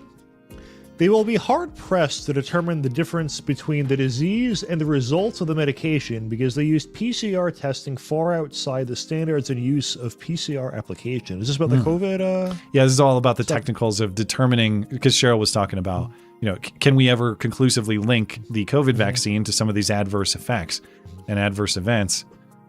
Sounds like, PCR testing was about for COVID, wasn't the vax, I guess, was it? That was COVID diagnosis itself. I will say, I am naturally skeptical of medical research just because there's so many variables to account for, and that I can't remember, I think Vox did an article on this where they compile a list of things like, let's say chocolate, and say, all right, what are the studies that show it's good for you, and what are the studies showing it's bad for you? And there's an incredible amount on both sides of all these different little things. So I'm not sure what to trust. Or what? Obviously, I'm not a doctor. The science, dummy. Weren't you told to trust it enough? Oh, yeah. Thank you, Dwayne. Appreciate it. Taker 610, getting food late at night in Chicago. I know half of it was borrowed from Jussie. Ridiculous. Typical story. Esoterica Unbound. It's interesting how few so-called trans women can successfully pass, but how many testosterone-infused ugly women almost can. Well, here's the thing. They can pass, and then they start talking with their like fucking gnome voice, and you go, oh, okay, all right. It's like the helium gnome voice they all have. But that's the thing for this transphobe claim too. I will say the female to male transgender people definitely pass way more than the male to female because you get you take a little tea, you grow that beard. Based on what I've seen, I don't think anybody who saw this Dr. J person, say from afar, like if I just saw him walking down the street, he even said him. If I saw her walking down the street, especially because whatever was there on the chest has been hacked off. I doubt I would play a guy. Yeah, I don't think I would immediately assume transgender person. So you can sometimes tell from the hips, but they do pass at a higher rate. I mean, it's a performance, but yeah. So you have to know specifically who Dr. J is to recognize Dr. her Gay on the street and recognize her at dead of night when she's carrying her Subway sandwich or whatever it was. Yeah. Okay, I think we're all set. There's one more new one from Tim. Okay. This is why the healthy at any size talking point is bullshit. If you put on the heaviest backpack you could, for example, then took it off, you'd feel how much stress is taken off the heart, /joints, /lungs, etc. Imagine being unable to remove that weight. Yeah. Yeah. You ever pick up, and I know when you're overweight, it's not the same because the weight is more distributed throughout your body. But you ever just like pick up a 30, 40, 50 pound dumbbell and think like, man, if I had that much weight on my body, I'd be carrying this around every step of the day. Yeah. How crazy is that? It's obviously uncomfortable just to carry it around for 10, 15 minutes, something like that. But if you're carrying it around all the time, yeah.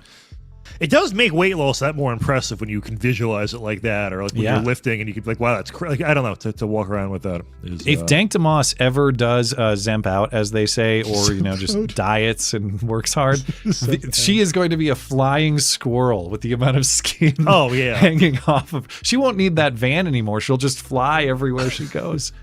Brutal. Oh, man. Okay. See. All right, I don't see any more. I don't think. Yeah, I think we're all set. Looks good on YouTube and Tippy. Looks good on Rumble. All right, so we will call it a night. Appreciate everybody tuning in tonight. Thank you to our live chatters and super chatters for making the live show a success. If you're listening on demand later, thank you kindly as well for supporting the show. Thanks to the highly regarded Matt Palumbo for joining. You can find his X account and latest book on Alex Soros linked in the description. Thanks to the even more highly regarded Sharyl Attkisson. Hey. Find all Sheryl's work at SharylAttkisson.com. Fullmeasure.news as well, linked in the description for you. Thanks to producer Tim for his assistance. Find everything show-related at mattchristiansenmedia.com or mattis.gay if you prefer brevity. Join the MC Club if you enjoy the show. Suggest guests to us. Participate in the discussion on the Discord server. Plenty of supporter perks for you there. And, of course, you help keep the duct tape production alive and well. Also, I'll be back on Wednesday night and Sunday nights, too, of course. But have a great night and a great week. Until then.